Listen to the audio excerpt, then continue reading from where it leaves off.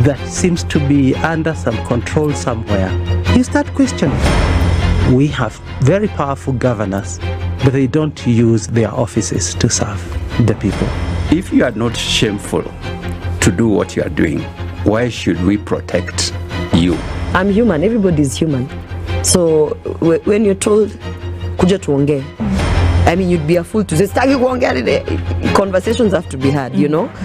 People in leadership should only go into leadership if they are ready and willing to change the lot of the people. The Situation Room, Kenya's biggest conversation. One of the things that are ailing our country is negative ethnicity. You find you as a state officer, instead of thinking as a Kenyan, you think like a tribal person. Let me tell you something. The biggest problem we have had in this country is a leadership deficit. There is nothing that you are going to do in the process of change if you are not a risk taker. So you really have to pursue your vision to a logical conclusion and even be ready to step on people's toes. When it comes to the economy, you can't run away with it. They say statistics are like bikinis. They reveal a lot, but they conceal the vitals. And so government people would throw statistics at you and tell you they're revealing a lot of information to you, but it's really concealing the real vitals.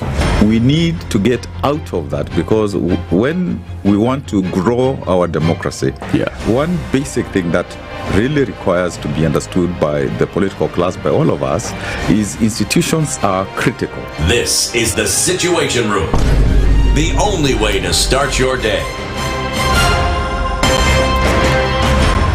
Waliletea fujo Moi mpaka wakapata cooperation. Wakakuja wakasumbua Kibaki mpaka wakachukua nusu mkate. Wamekuja wakazungusha Uhuru hapo mpaka wakaenda na handshake, program yetu ikapotea, BBI ikaendelea, tukazama, tukaingia kwa madeni. Sasa mimi nimewaambia, hii serikali hii, mimi nawaambia hii serikali ni ya mahasla. Hakuna nusu mkate, hakuna handshake, hakuna hiyo borojo. Jana nimeona wale wazee tulishinda. Ati hiyo mzee akisema ati he will not be coerced or intimidated to joining our government. Wewe mzee sikia. We have no business within our government. Hatuna haja na hatugojei wewe. We are not looking for you and we have no time. Stop saying that people can force you to come to this government. Forget about being forced or coerced. We are not interested because sisi tuko na kazi ya kufanya. Kama kuna mtu ako na namba ya William Ruto, arekodi hii video mtumie.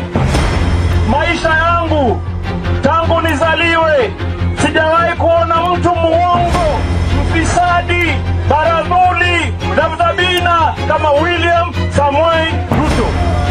Mimi Hassan Joho nikitaka kuongea, mimi I don't even dream of engaging with them. Ati huyu akitaka aje aongee sio na mimi niongee na Ruto nini? Mimi nikamtafute atanipa nini? Wilbaro. I wonder. Nilipeleka Wilbaro mimi la kimtaani la kucheza nalo zamani. We have a choice to reject over 60% of these names or give President Ruto his skunk. Apart from a few individuals who are not even more than 8, the rest are incompetent, unqualified, have integrity issues, are people who cannot deliver this country from where it is to the next level that we want the country to move in. A few moments later.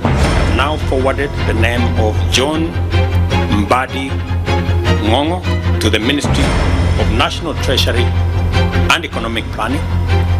The Honorable Hassan Ali Joho, Ministry of Mining, Blue Economy and Maritime Affairs. Nguruwe ujiganga na mabuta yake. The Situation Room, Kenya's biggest conversation. Good morning, and I love your show. Thank you. Having come from a Kikuyu radio background, I migrated to Spice because of the content. I was born in a slum, but somehow I got a break in life. So sometimes when you see the sweating coming out because of the passion and whatever it is, behind the noise, there are people. And we share the same umbilical cord. It shouldn't be like that. I am so disappointed. We used to tell Honorable Raila Amolo Odinga that he's doing politics of conmanship. And even President Uhuru Kenyatta, serikali hii ndio iko na conmanship ya hali ya juu. You cannot promise people that you reduce tax, then you double. In politics, there is the issue of trust. For you to turn around and then stab the same people who gave you that trust, there is no other level of dishonesty. Imabo, utaona dunia tu. The Situation Room, Kenya's biggest conversation. Mature, intelligent talk every morning. Spice up yourself.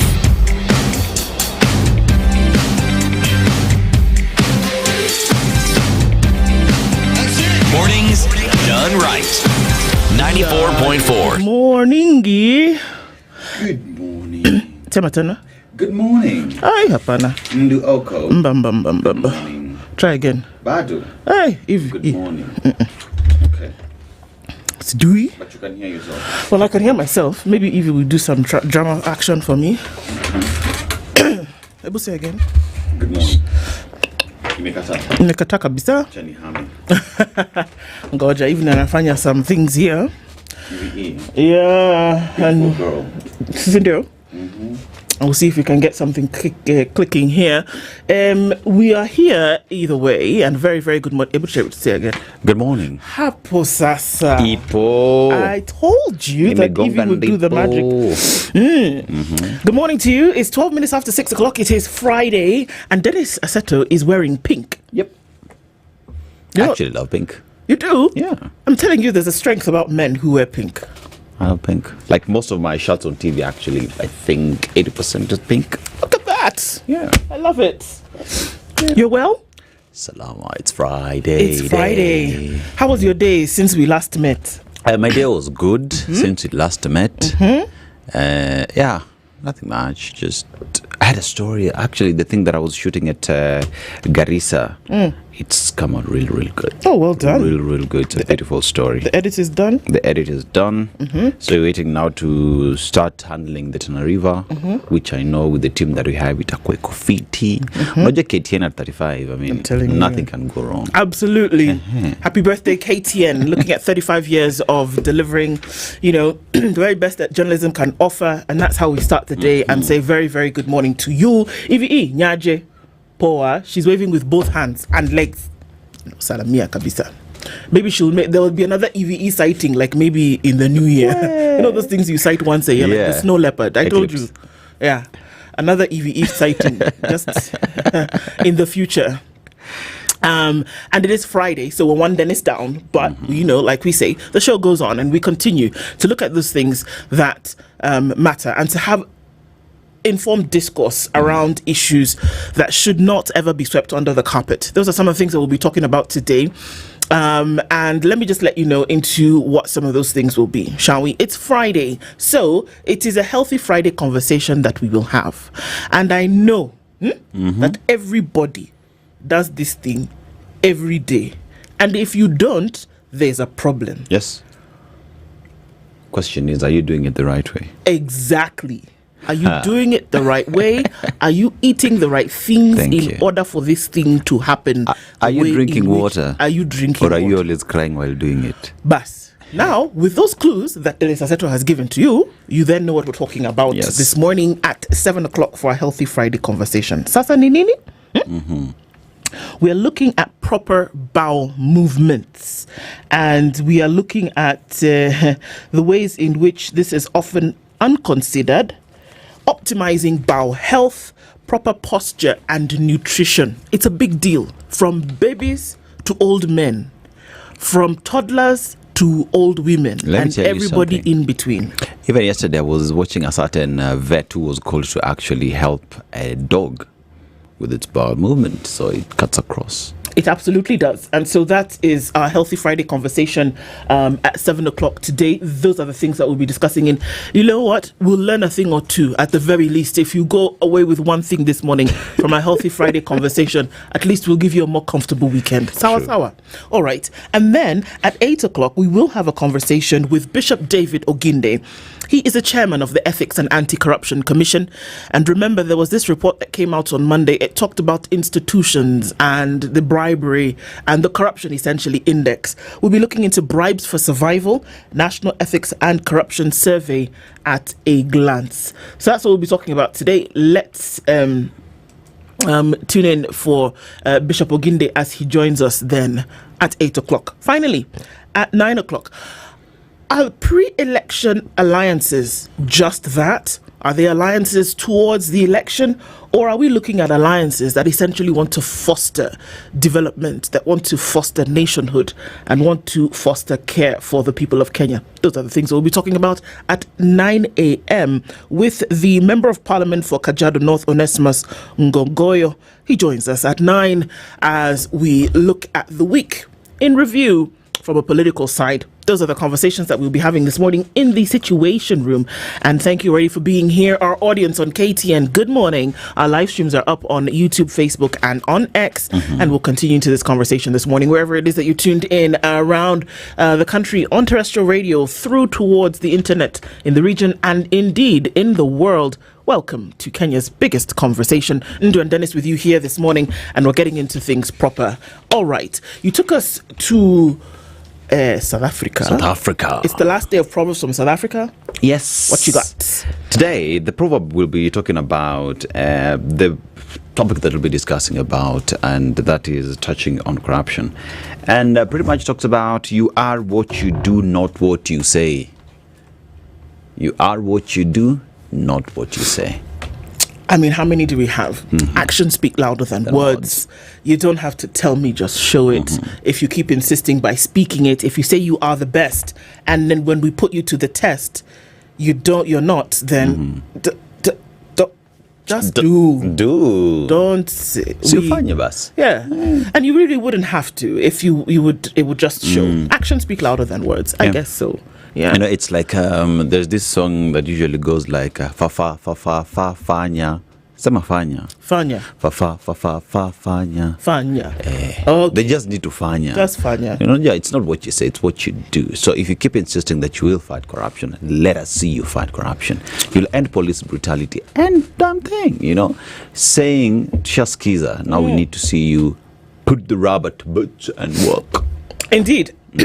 This is true. I mean, and I've had to learn that lesson very hard in my life. That there was a point in time when I would say things. I would say, oh, you know, I will, or I am. After some time, you know what? Buckle down and do. Yeah. And just do. Don't. And then you don't have to open your mouth another day in your life. I learned it the hard way. But I think that it's such a lesson. But at least you're leaving it now. You know what I mean? For a very long time, one thing that I never used to know how to say was a no. But that's the strongest thing. That's the strongest weapon anyone has in their life. Anyone tells you something you don't agree with, just say no. Sifanyi. I'm not doing it. I'm not doing it.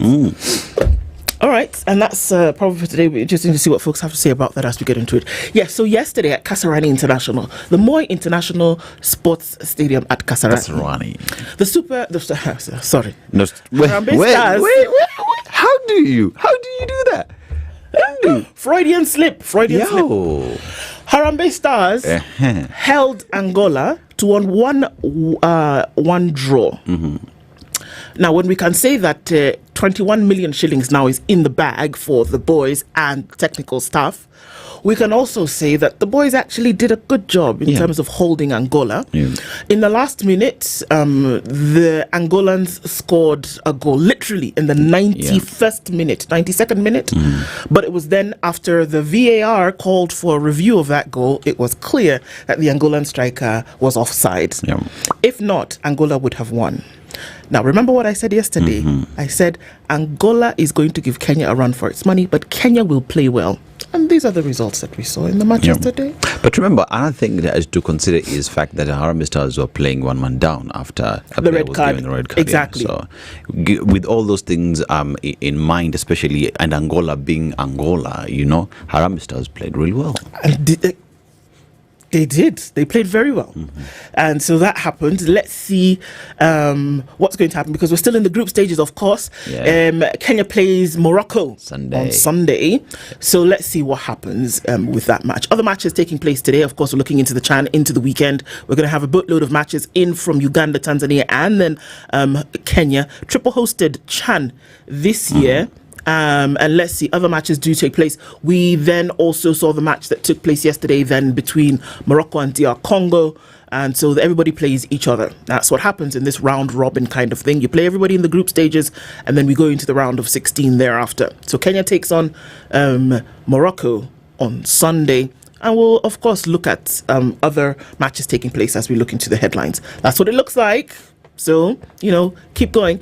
At least we know millionaires who've made their money the right way. In 7 days. Yes. In 7 days. Millionaires who have actually worked without talking. They're doing it. And now, in 7 days, imagine on Monday morning you get $1 million. Yeah. By Friday, 500,000. Life's good, man. I'm telling you. So 21 million shillings is the bill on the president. Let's see what happens with that today. Sawa.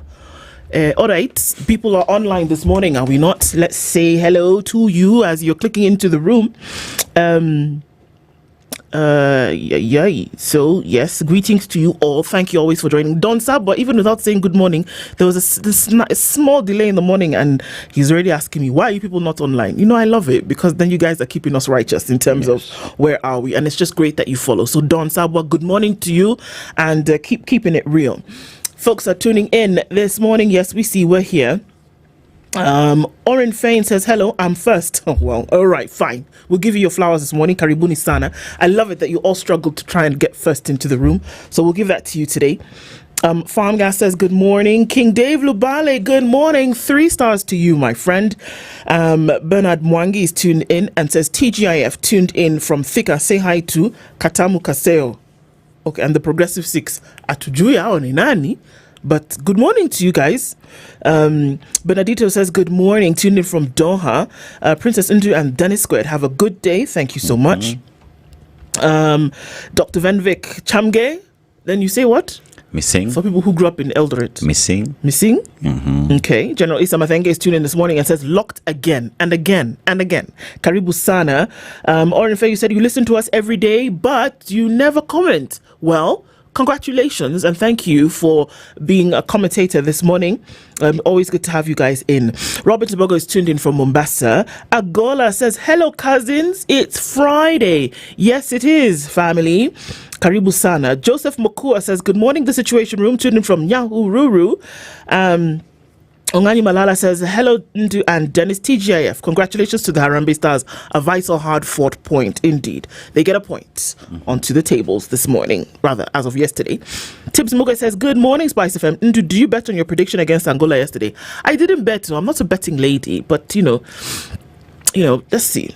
You always take these things from the experience and how you see the games, how you see the teams play. But let's see what happens. And people are already saying what's going to happen on Sunday when the boys take on Morocco. Well, let's see. It's a let's see kind of thing. Based on how they played yesterday, if they're going to defend against what is always hard-hitting striking from Morocco, they're going to have to step up their defense. That's true. We can see that already. Market Wanjohi says, good morning, Spice FM, tuned in from Houston. A very happy Friday. Let's continue the great conversation. Indeed, let's do that. Issa Kale, good morning.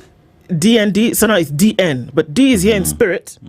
Glad to be in the room where power gets questioned, policy meets pulse, and where the heat is not just reported, it's grilled. No spin, just spice. Apana.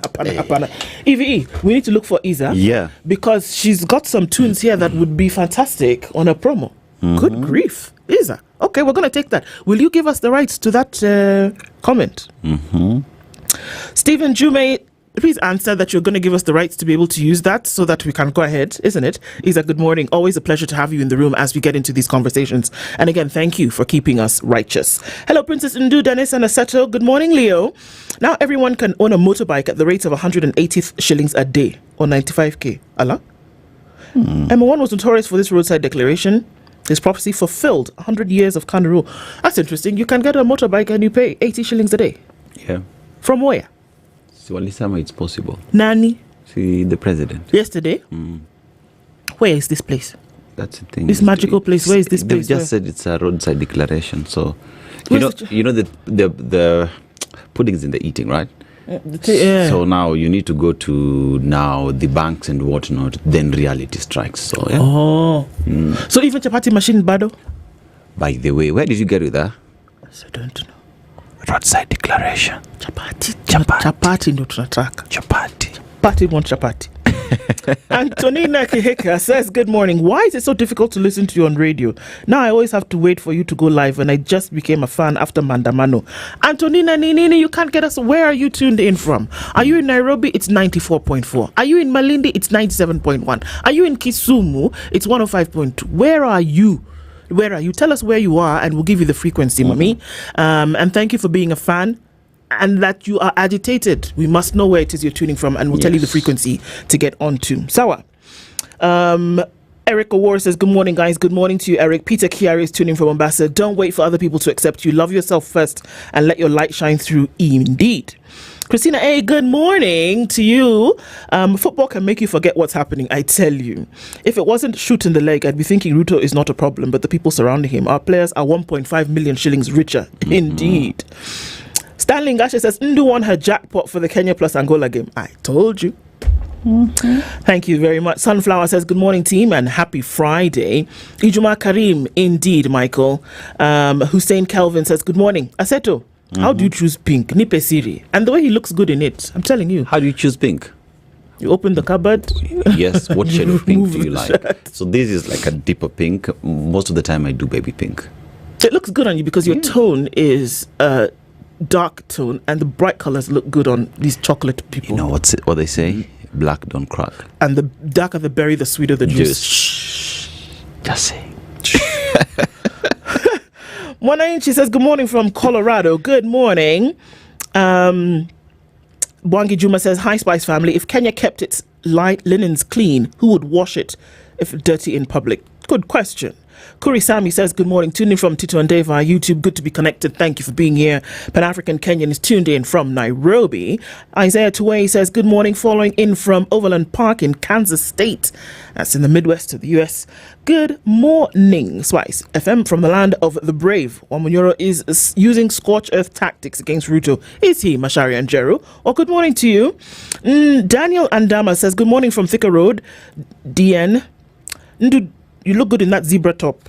In the jungle, the mighty jungle, the lion sleeps tonight. I want my way, I want my way, I want my way. Okay, I just... Pumbaa. Asante Sana. Jared Dolan is tuned in from Arkansas. I know it looks like Arkansas, but it's actually pronounced Arkansas in the US. Steve Opio says, good morning, my morning team. Happy Friday. Happy Friday to you too. Mutuflani, good morning. Ndu Aseto, mkopoa tuko salama kabisa. Mtuflani, thank you always for being here every morning. Let's have these conversations and let's keep things real, shall we? Derek Valentine says, good morning. Just got addicted to this show from Hola. It's a good addiction, I'm telling you. And this one, we don't want you to go into withdrawal, so we'll keep giving hot every day. So karibu sana, and don't. It's the thing we say in radio sometimes. Don't touch that dial, literally. I don't just touch wanted that to dial. tell Derek, hola mi amigos from Hola. But this Hola we're talking about is in northern Tana River. Tana River, this side, eastern. Okay. You wanted to say hola? Hola mi amigos. Walala. Okay. Joel Shege is locked in from Kasarani. Good morning, Spice team, says, okay, Losh Sam, good morning to you. Papi's here, smiling and loving. Okay, we'll go with it. You saw, Antonina says you're in Nairobi, 94.4. Try it. The problem is being erratic and very low in volume. And is this on terrestrial radio? I'm asking for details so that we can look into it. Anybody else having issues getting in on Spice FM on 94.4 when you're tuned in on radio itself? Do let us know. Ken Kagai is tuned in. Happy Friday, Spices. You make it worthwhile. Thank you so much. Isa has said, property rights, they've been waived. Ametupatia free. We go. Sawa sawa. Thumbs up from EVE. Ogle Jelle says, good morning from Guru Nanak. Allah. Nice. Sami Wambo is tuning from Machakos, Musaku. And that's what it's looking like this morning. For folks who are tuned in, and I know that more of you will keep streaming into the room this morning, so thank you guys for being here.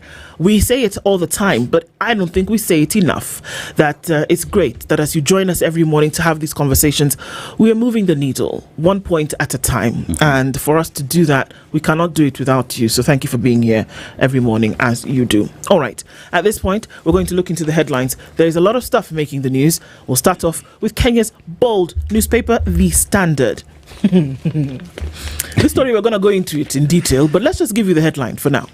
E-Citizen Billions Trail. 9.4 billion shillings was moved from E-Citizen in an intricate manner and involving a shadowy web. A damning audit report has exposed how the money may have been siphoned through illegal payments, unaccounted for convenience fees, and questionable withdrawals. The revelations, which Parliament is now probing, point to a system plagued by opacity, poor oversight, and possible collusion. As lawmakers call for the platform's termination and a full-scale investigation, the scandal has reignited debate over the dangers of unchecked digitization without transparency. This one, you want to hang on, because we're going to go into the details of this story this morning. Other details, there was a horrific plane crash yesterday.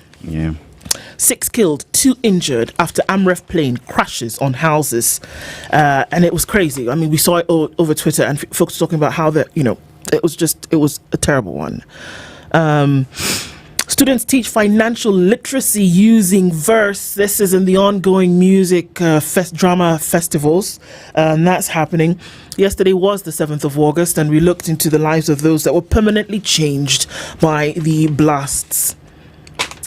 All right, looking at other headlines and skipping over this just a little bit. If my fingers would just be able to do the walking the way that they're supposed to be. Did you know that employees who admit guilt can be dismissed without a hearing? That's just something for you. Business push for use of VAT refunds to offset tax arrears. So they're saying, look, if I owe you some money, and you also owe me some money, see, how about we call it a day instead of this business of going back and forth? Yeah. One time. And can I just say this out loud? EVE, there's a guy here on the things, and he's sending us, maybe we just need to keep that quiet for just a little bit. PAP, let's just... Pop. Yeah, so let's just mute that for a minute until we get into the conversation proper. All right, into the sports pages on The Standard. VAR drama as spirited 10-man Harambee Stars hold Angola. Yes, we did see that. And the matches yesterday resulted in 2-0 DR Congo versus Zambia and 1-1 between Kenya and Angola. Thanks. The Daily Nation. Governors reject what again e-citizen system for county funds. Now standoff even before the dust settles on the storm over e-citizen system, which auditors say is losing billions of shillings and its ownership is questionable. The government plans to roll out a similar one-stop shop payment platform for counties. This has kicked up a fresh controversy, with some governors rejecting the proposal as another assault on devolution and a plot by entrepreneurs to bag a lucrative deal. Now, Kenyan loses fight to block Canada from deporting her family. A Canadian judge has approved the deportation of a Kenyan preacher and her 2 young daughters after her asylum claim was rejected. Ms. Rosalind Wanyeki fled to Canada in 2020, citing persecution.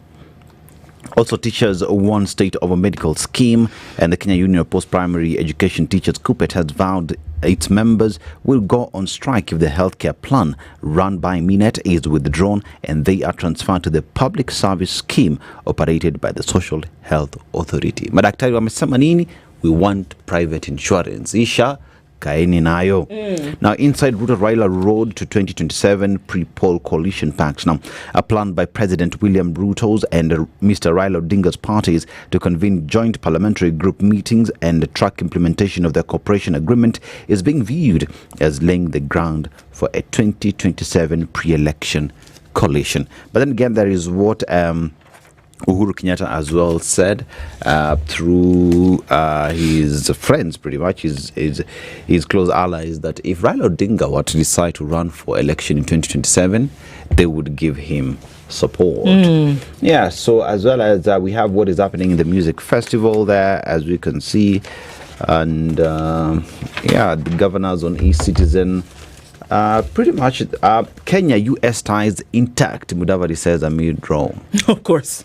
Yes, Yeah. and Foreign Affairs Cabinet Secretary Musalia Mudavadi has assured the country and the international community that Kenya remains a key ally of the United States and that Nairobi is not at war with any of its neighbors. All right. Let's look into the Star this morning. Okay. And on the front page, IEBC under fire over costly 7 billion shillings technology swap. So the technology, you have to ask, is it working? Yes. Is it spoiled? No. Can we run an election? Yes. So why are you changing it? You know, one thing with IEBC that has happened over years is every election period, the technology is always changed for some reason, and I just don't get why. Because Jose Camargo is not the same guy who handled the previous election. So why do we keep on changing it? Is it an avenue for tenders? Well. Okay. Jilted lover after my job. A police officer on Thursday made a passionate plea to a magistrate to save his job, telling the court that a jilted lover was after his life and wanted him sacked. So this is not for anything. It's not like it's just that mwanamke ananisumbua sana. Sijui anataka aje. Lakini sasa mimi nikipoteza kazi nitaenda wapi? Because nilimwacha. Yeah. Essentially, that's what he's saying. I told you, when I have no pressure, I can speak Swahili. But now ask me to say what I've just said again. I cannot. But that's the headline, another headline that's making its way. You know what you just said? Ukiachwa siwachike. Bas, yo. It's actually a headline, and this is what the fellow was saying in court. That, it's because I left her. And she doesn't want to be left. So now she's trying to come after me. And please, your honor, sir, protect me. Protect my job. Yes, so. It is the only way I survive. Healing. Salima Jockey tends to change makers' unseen wounds. In a world that demands unbreakable heroes, Salima Jockey is on a mission to remind Kenya's change makers that the most powerful resistance begins within. And with that, sometimes healing in the revolution, the story of a young woman and what she's doing to change life. Amref aircraft crashes into Okoh and kills 6.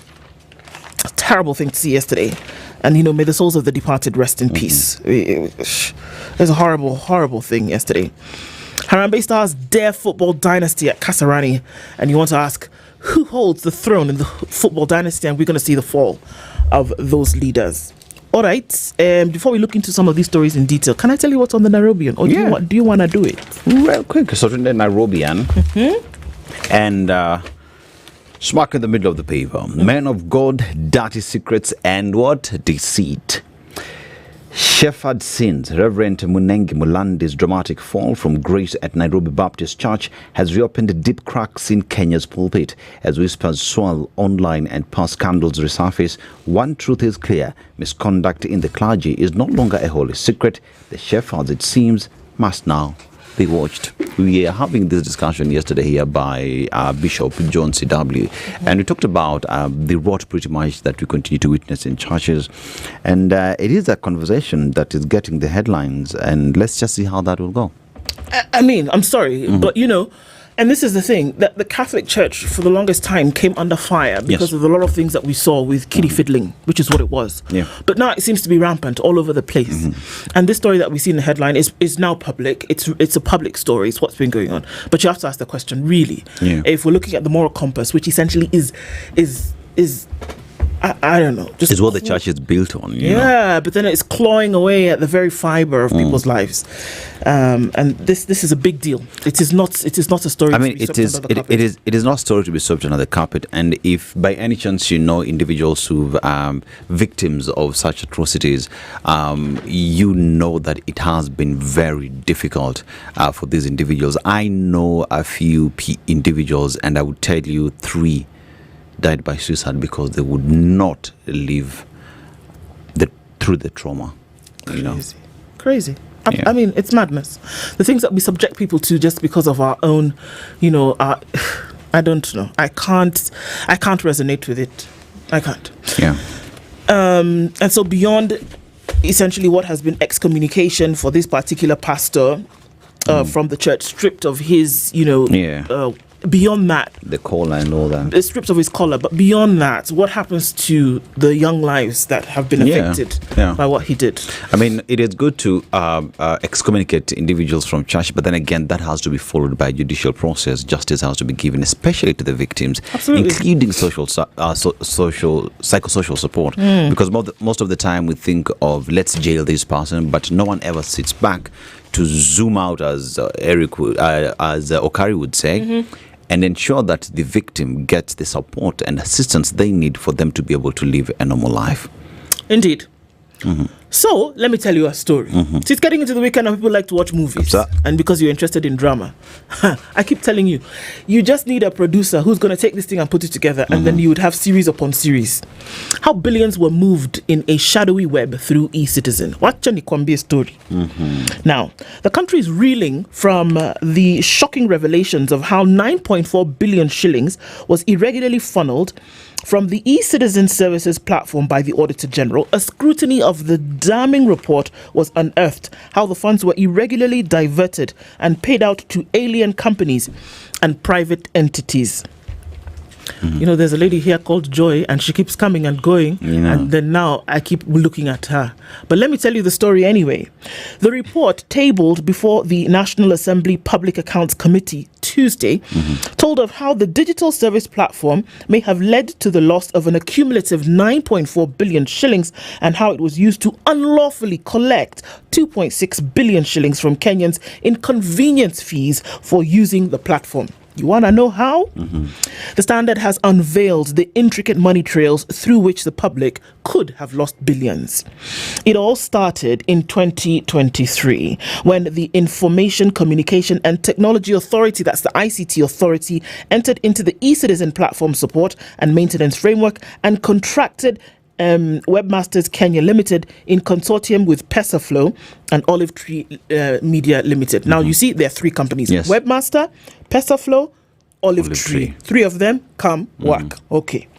According to the Business Registration Services, Webmaster Africa Limited was registered in 2010 and is owned by Lexco Company, which has 50 ordinary shares, and James Ayugi Otieno, we've had him on this show, holds 50 shares. Others with each one share are Derek Onyango, Thomas Isaac Juma, Robert Obel, Charles Karaoke, Kennedy Odori, Okech Joash, and Samuel Gomba, as well as Abdallah Twahir, James Kiarie Gashiu, and Sydney Ngunyi Washira. They are all directors with no shares. Okay? We've set the stage. You know the companies that are involved, you know the individuals that serve as shareholders and those who serve as non-shareholding directors. Okay? Now, a search shows that Olive Tree Media, incorporated in 2010, has two directors, Charles Wambani Sewe and James Kabiru Kehea. The company's physical location is unclear. They could be here, they could be anywhere. Though it has a Nairobi postal code, however, Sewe's address is listed in where? Kakamega. A further search for the real owners of Lexco at the Registrar of Companies shows the company has 1,000 ordinary shares split between Abdallah Twahir and Gold Rock Capital, as well as James Kiarie Gashiu, while Godwin Wangondu is a company secretary and Sydney Washira is a director with no shares. Washira is also a director at Webmasters, again with 0 shares. So do you see already it's a spider's web? Everybody inside shares, no shares, everybody's all connected here. And they were very smart in terms of how they went about, setting this up. According to the agreement, the government was to pay the vendor for support and maintenance, standardization of the system, and provision of payment e-gateway services. The perusal of the report detailed that total payments made in relation to the maintenance and support contract as of 30th of June 2024 amounted to 549.69 million shillings, comprising 492 and $414,000. But details show that the millions were paid to a company identified as Electronic Citizen Solutions Limited, which was not a party to the agreement. Yes. According to the report, this arrangement exposes the government in potential legal disputes that might arise from payment to a third party to the contract. Further, out of the total amount paid, 195 million was for provision of payment gateway services. These payments were, however, deemed irregular by Gathongo, as the government should not pay for the use of a system it owns. As per, I have a piki. I am delivering juice to your house. You pay me for delivery, right? Then from the profits of that thing, I still take and pay for delivery to myself. Yes. Do you understand? I understand. And the channel is mine. Yes. But we are still paying ourselves. Okay. A search for the ownership of Electronic Citizen Solutions Limited on the business registration platform yielded no details as per the owner. Don't know who it's owned by. The audit further shed light on how massive irregularities led to the unauthorized diversion of revenue amounting to 6.3 billion shillings to e-Citizen's equity bank account from an undisclosed account named Pesa Flow.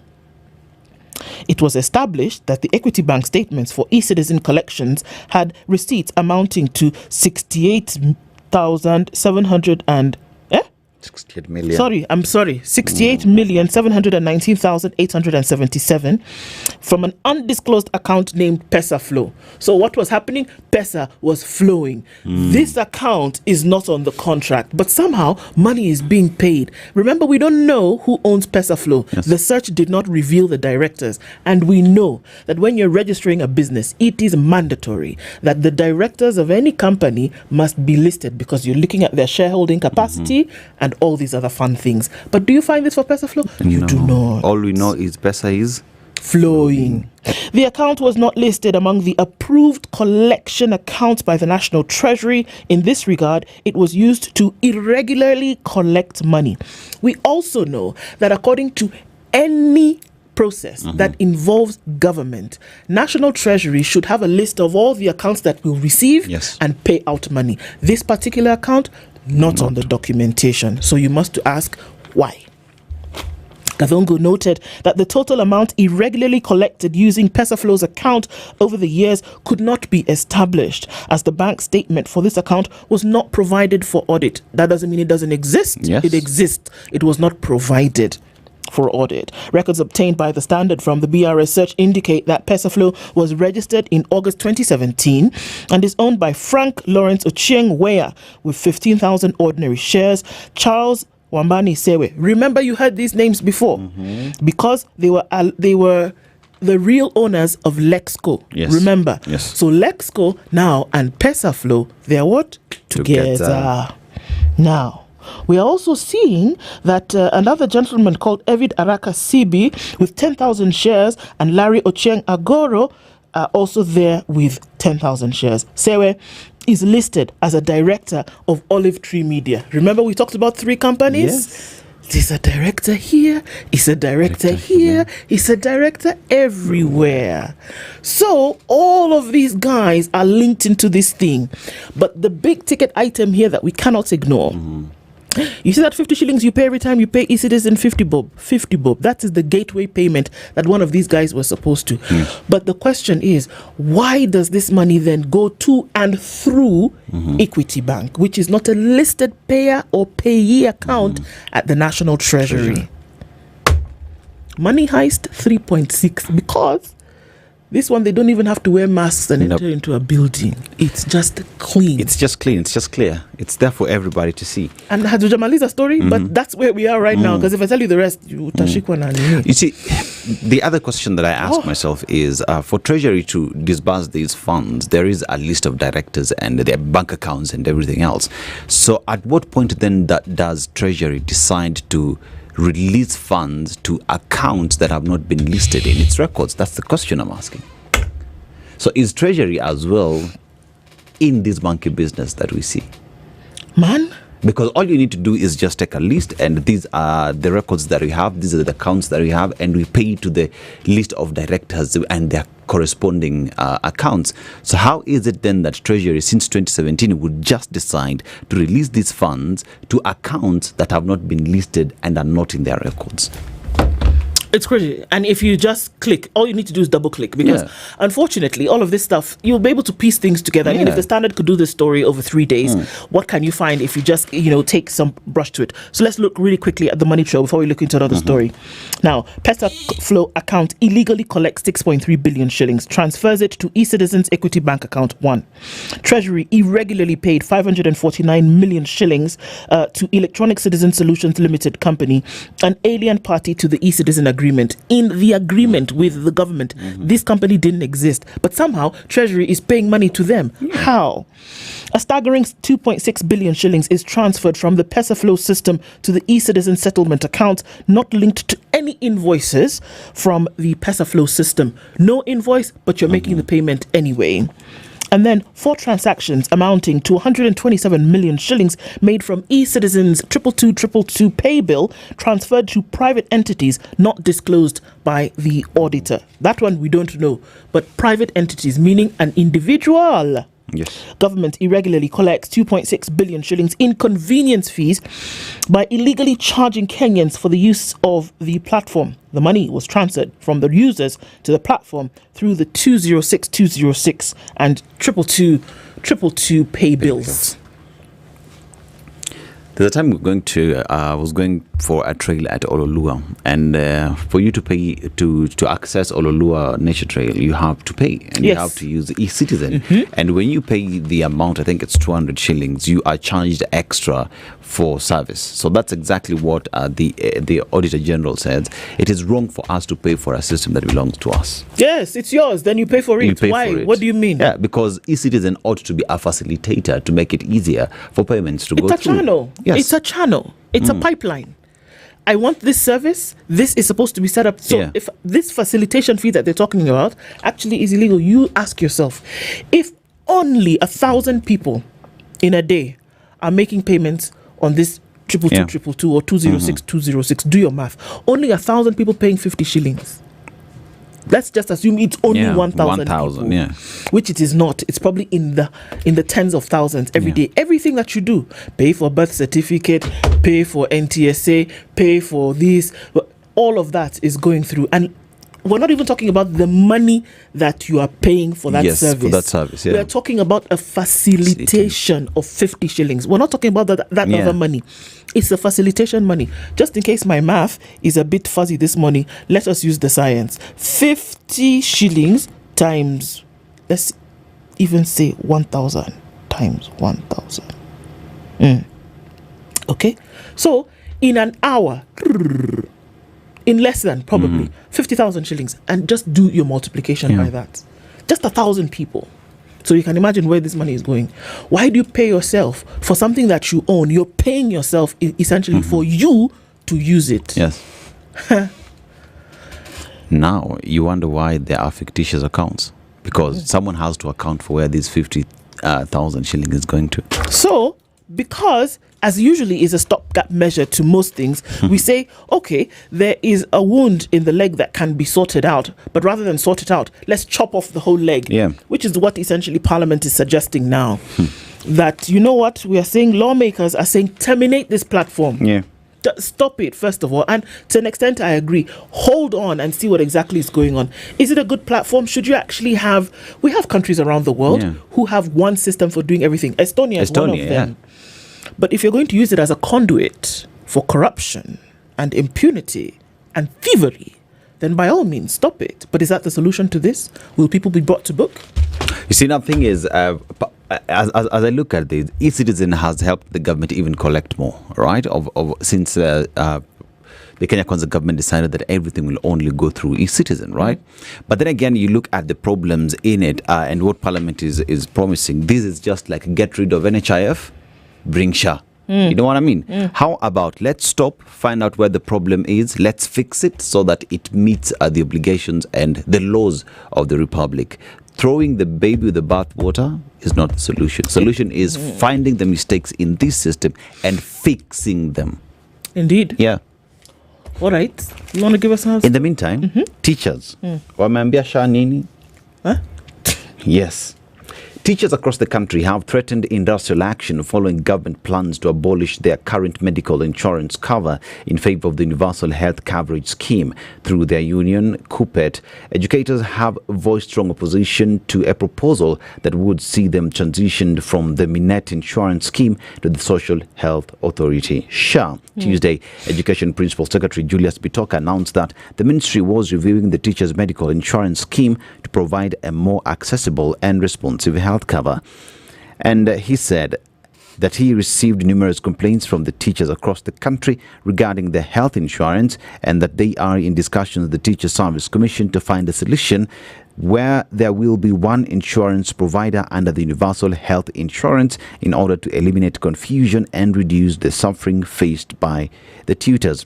However, CUPET has warned that the proposed move would severely disadvantage teachers. Now, this is not acceptable. That is according to CUPET Secretary General Akelo Misori during a press briefing at the union's offices. He argued that transferring teachers to what he termed a heavy laden and populated cover would amount to denying them value for their money. And he said such a plan, which would take away a benefit that teachers already enjoy through Minet insurance brokers, would be illegal in law and amount to an unfair labor practice. He noted that the current medical scheme is a negotiated benefit under the 2025-2029 collective bargaining agreement, and that dismantling it would undo progress made in securing teachers' welfare. So SHA is a government body that is out here to ensure that all the 57 million Kenyans get universal health coverage. But teachers have said no. Why? Because in the 2025-2029 CBA, that they're just from negotiating, that was one of the ticket items. We want a private insurance, not SHA.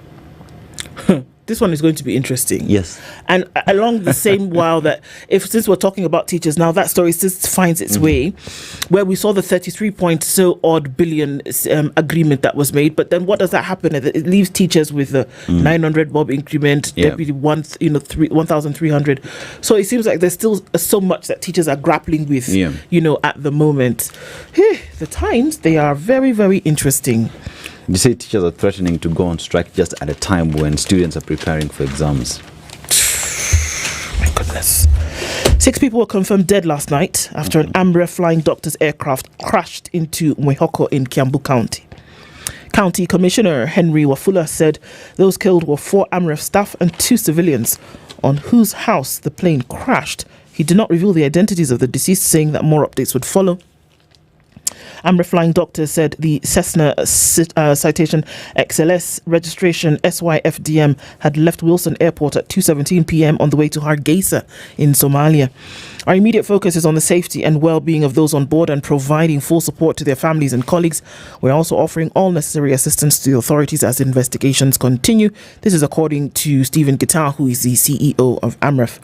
A multi-agency team was deployed to the scene for the rescue mission and appealed to members of the public to surrender the black box. Black box, of course, is in any aircraft, essentially is the identity of flight plan and flight execution. So to look at that, and then you'll know exactly what happened because it records all the activity on the aircraft. Witnesses said the plane started emitting sparks while airborne before it came crashing down on the residential building. Some said it hit power lines, before crashing. It crashed here, but when you go to the surrounding areas, you'll find body parts. And that was really sad to see. Helen Wangoi claimed her friend could not trace her 13-year-old child. And by last evening, they were still trying to establish whether the child was among the fatalities. Elizabeth Joroge had helped authorities collect 2 bodies from the scene, as well as debris. Tamil Kimani was counting losses as part of his building was a nearby plot went in flames after the crash. Staff from Kenya Power disconnected power lines to the nearby residential homes. That needed to happen. A terrible thing to have to experience for sure. And as they do this, that looking into it never happening, limiting the possibility of it happening again. And we cannot but say that we pray for the souls of the departed, that may they rest in peace. And as they try to figure all of this out in the coming days. And quick recovery to those who are injured. As well. Indeed. That's what it looks like on the headlines. We will continue looking to these stories because they will creep into our conversations as we have them this Friday morning. This is the Situation Room. It's Ndu and Dennis with you, getting into conversations as we get into it. Good morning, 7 a.m.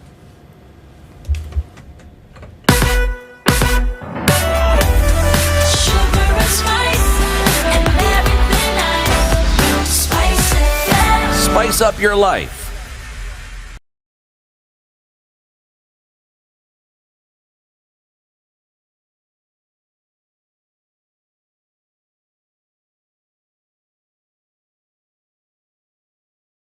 Is why Amla Obag. 8 people have died and several others were injured in a serious road accident involving a bus and a train near Morandat farm in Naivasha town, Nakuru County.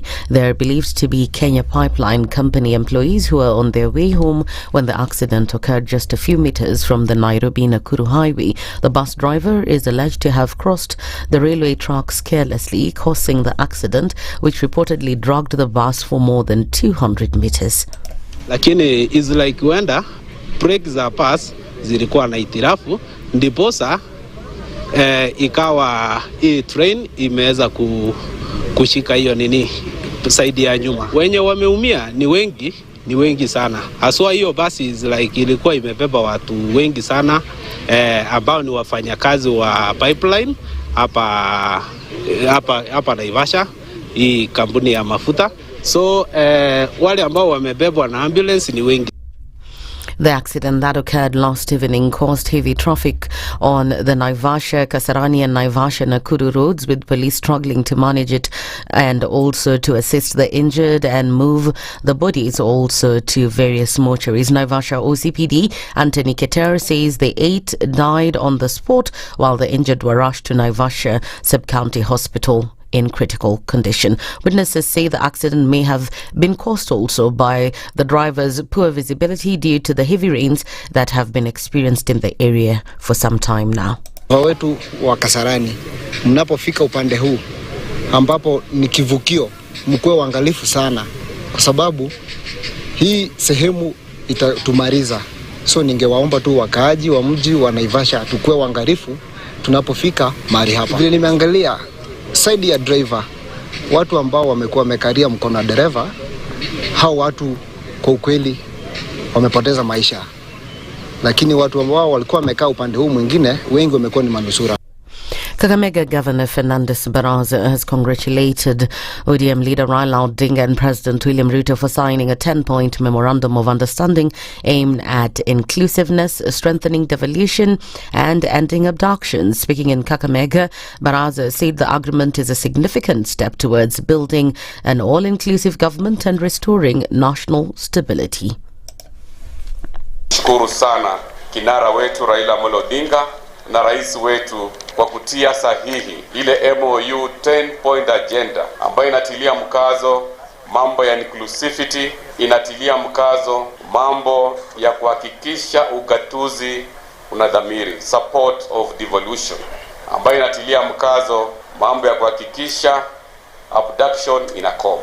Na kutokana na ile MOU, jana rais aliteua 5-member committee chaired by Senator Agnes Zani, ambaye atakuwa anahakikisha full implementation of the MOU ambayo ilitoa sahihi na rais wetu na pia kinara wetu Raila Amolo Odinga. Tunaunga mkono serikali ya Boldest kwa sababu ya uwiano ambao imeleta. The implementation of the MOU will be overseen by a 5-member committee under the leadership of Dr. Agnes Zani, covering issues such as the NADCO report, the increase in county funds to 450 billion shillings, youth empowerment, and the protection of constitutional freedoms. And finally, Kenya remains a steadfast ally of the United States. Prime Cabinet Secretary Musalia Mudavadi has said in a bid to reassure the nation and international partners. Musalia's affirmation comes as a proposed bill in the US Senate threatens to revoke the country's major non-NATO ally status over its trade relations with Iran and Russia. Speaking to lawmakers, Musalia dismissed claims that Kenya's diplomatic ties with Tehran and Moscow warranted alarm. He maintained that the nation was merely exercising its sovereign right to pursue economic opportunities for its farmers and traders. It is not the government of the United States that has raised an issue. It's not the executive. It is a motion coming from a member of Senate. So Kenya will have its friends. Principle of sovereignty must be upheld and respected by all nations. If diplomacy fails, I'll come and declare that the diplomatic channel has failed, and therefore let's use a different method. That's the news wire. I'm Leah Obaka.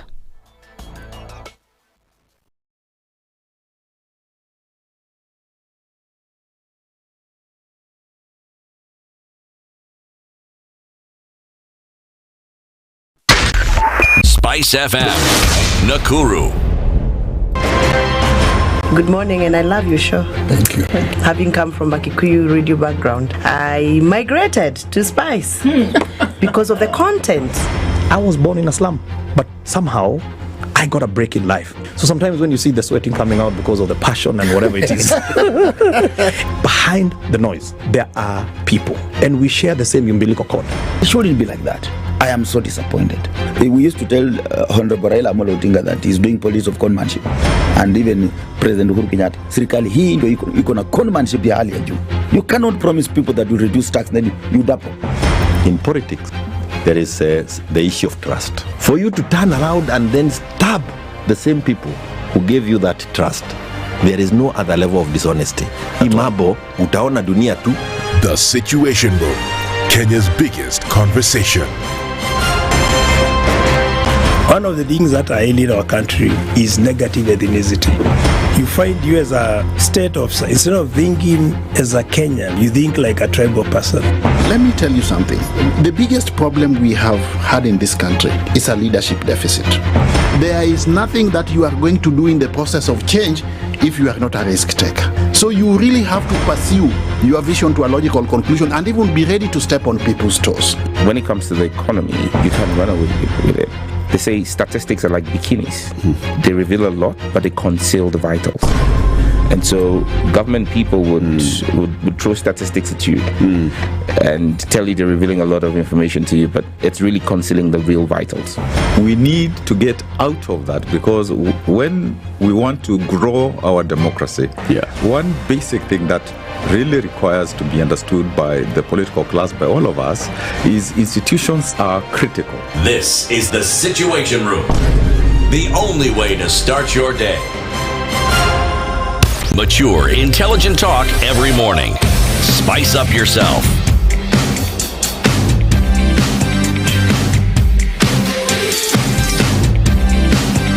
Mornings done right. 94.4 Spice FM, Nairobi. All right, and getting into it at 8 minutes after 7 o'clock on this 8th day of August. This is the Situation Room. It's Kenya's biggest conversation. And Ndu and Dennis with you today. One Dennis down every Friday, but okay. And we're getting into a healthy Friday conversation for this hour. This is one that you need to be here for. Literally, it is of necessity and not just desire. But before we do, you've been connecting us. Yes. So where are we today? And you see, when we talk about connecting, like I told you, me, I'm an ambassador of good life, you know? Ambassador of good life, having a good time means that my quality of life needs to be maintained. And quality of life being maintained includes having a reliable and stable internet. What am I talking about? I'm talking about Safaricom Home Fiber.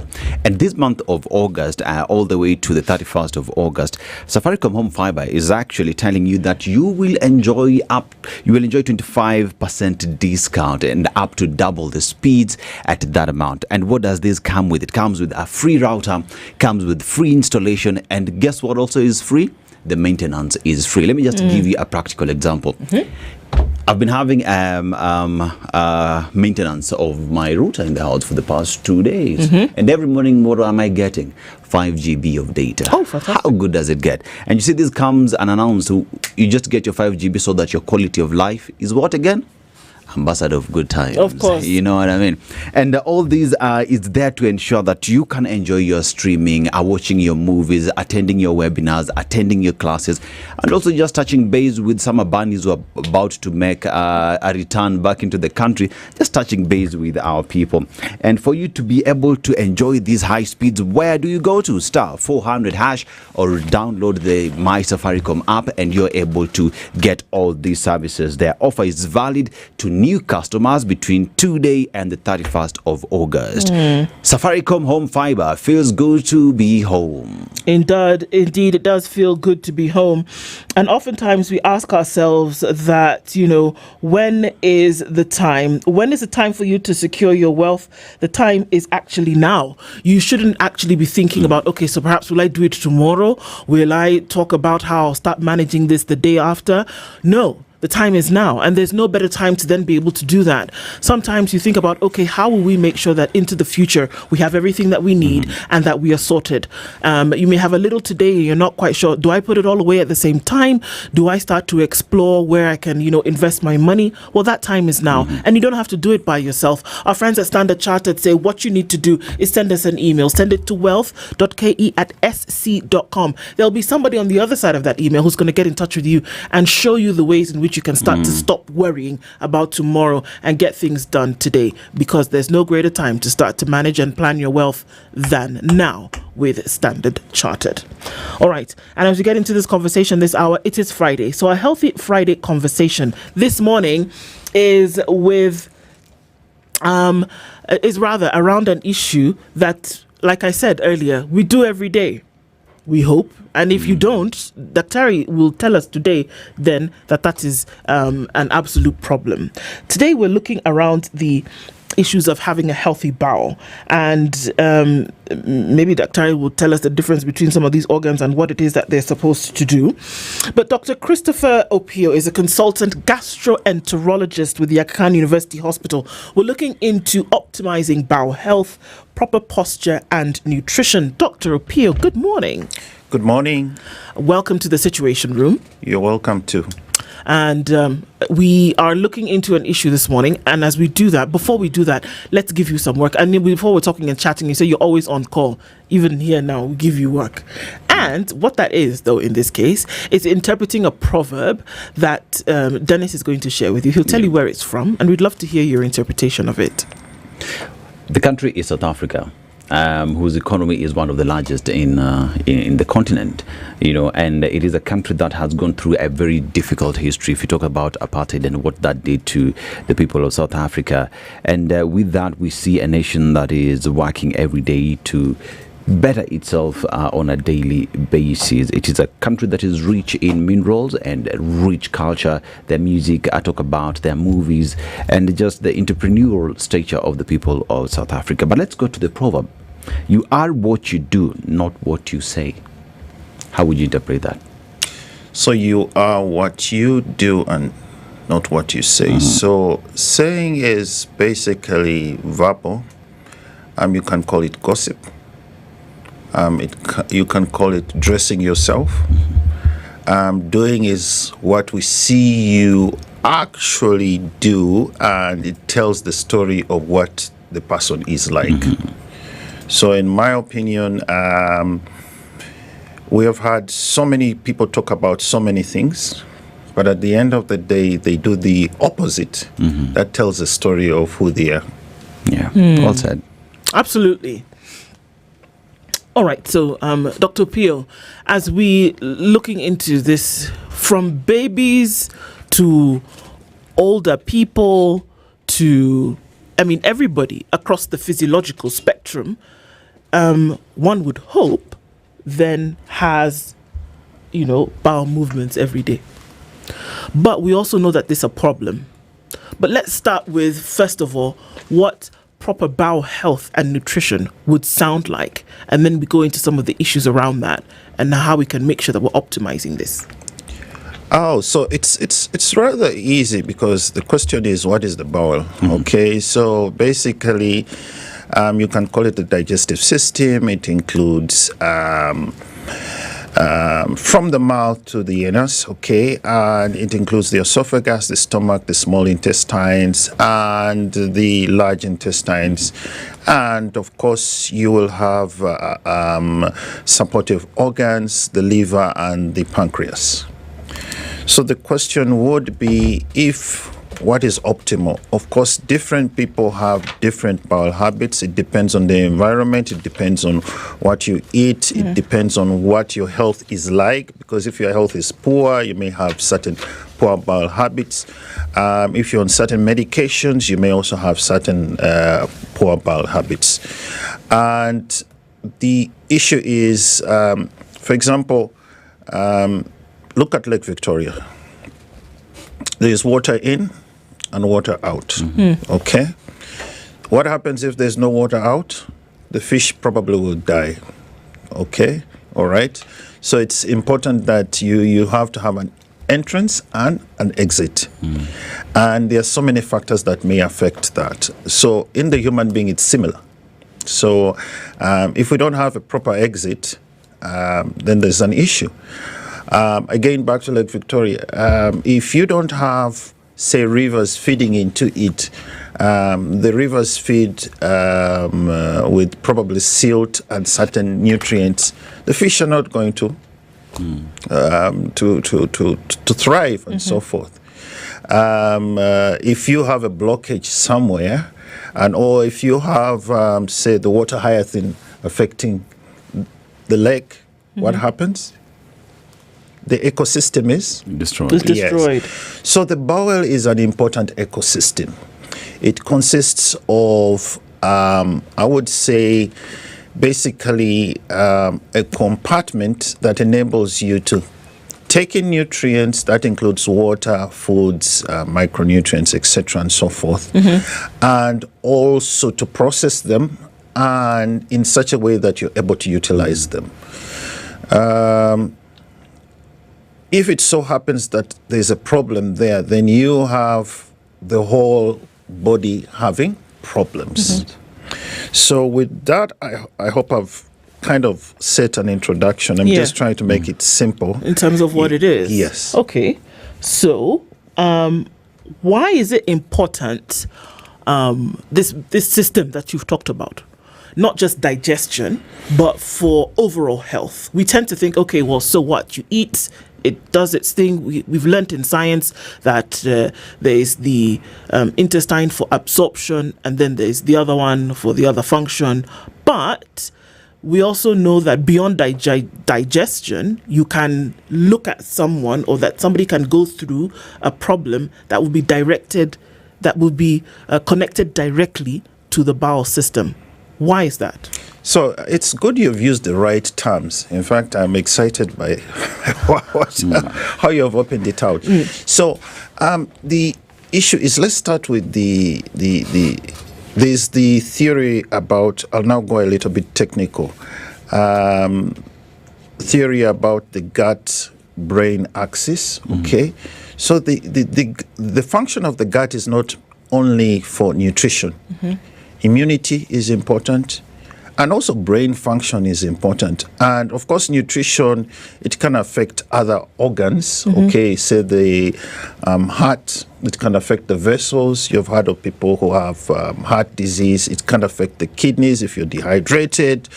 Some of these micronutrients are also very important. But I think for most people now, there is the link between the gut and your daily function, okay?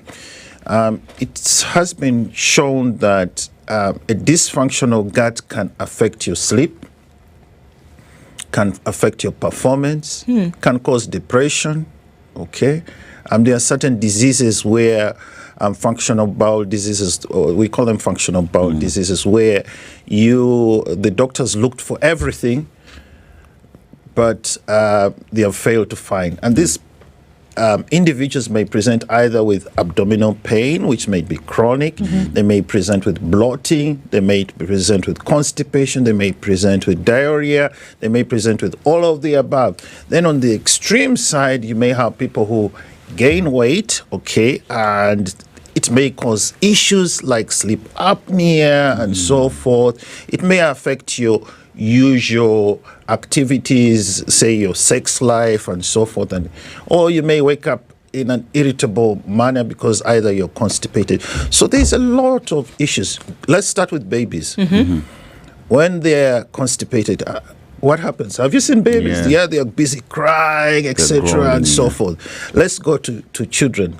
Okay, some of them you have noticed some children vomit in the morning because they have not slept properly and so forth. So it's kind of an interaction back and forth between the various organ systems and I would say the neurological system and other systems. And we all know that mental health is very important. So if you have dysfunctional gut, definitely your mental health is going to be a problem. Yeah, so let's talk about the bowel in terms of the quality of what it is we ingest, because it starts from there. So here's a question where, for me to have a good bowel, what are the foods that we keep being told balanced diet, but what exactly is balanced diet? You know, there is the aspect of water. There are those who say just ingest any liquid and you'll be good, because then again, at the end of it, when you're doing your business, it's going to be smooth. So let's just paint a picture of what one would ingest to help with a proper bowel. Oh, that is even better, because I'm going to give you my heretic thoughts here. So, which is different. So let's go back to history. Yeah. Okay. Your grandparents. Okay, let's say before the Portuguese came, what foods were they eating? Have we profiled that? Okay, what foods did the Portuguese introduce? What is the food that everybody runs for on the street? It is. Oh, right now? Yes, even previously, and it's a national food and so Maize. forth. So, corn. Yeah. Yes, who introduced it? The Portuguese. Was it here? No, it was not here. Everybody says goes for maize. There were other foods. Yes, okay. The roots. Yes. So, is there a clinical? A clear link between change of diet and increase in bowel? Issues. Yeah. Yes, there is. It's definitely there. So you just need to profile how people's diets have changed. Okay. Previously, your grandparents never used to see chips and so forth. You now it is standard. Yeah. It's easier to go eat this, eat that. Even and the so forth. potato itself was So not a traditional- potato in itself is kind of a little bit different, because it has a little bit more food quality. But again, the way it is used, in my opinion, is suboptimal. Okay. So you asked me what, in my opinion, is a balanced diet. Yeah. Half the plate, green leafy vegetables and tropical fruits. You can take the rest of the fruits, but I tell you, apple will not help your bowel move, because it was introduced. Watermelon is watermelon. It reduces on your calories. When was watermelon? When did you see a lot of watermelon in this country? It's not that old, actually. Yeah. So people are introducing this stuff. Was spinach there before? Now you talk about it as a green leafy vegetable, but I'll tell you. So when you eat spinach and you go to the toilet, what do you see? Green. And when you see green, what is it? Spinach. So probably it's not being processed. It's just come through the way it's gone in. Yes. And some people will tell you that probably when I eat this stuff, I really feel uncomfortable.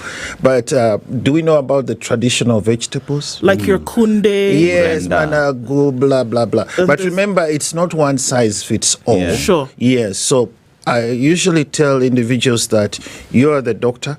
Choose what you think. Okay, all right.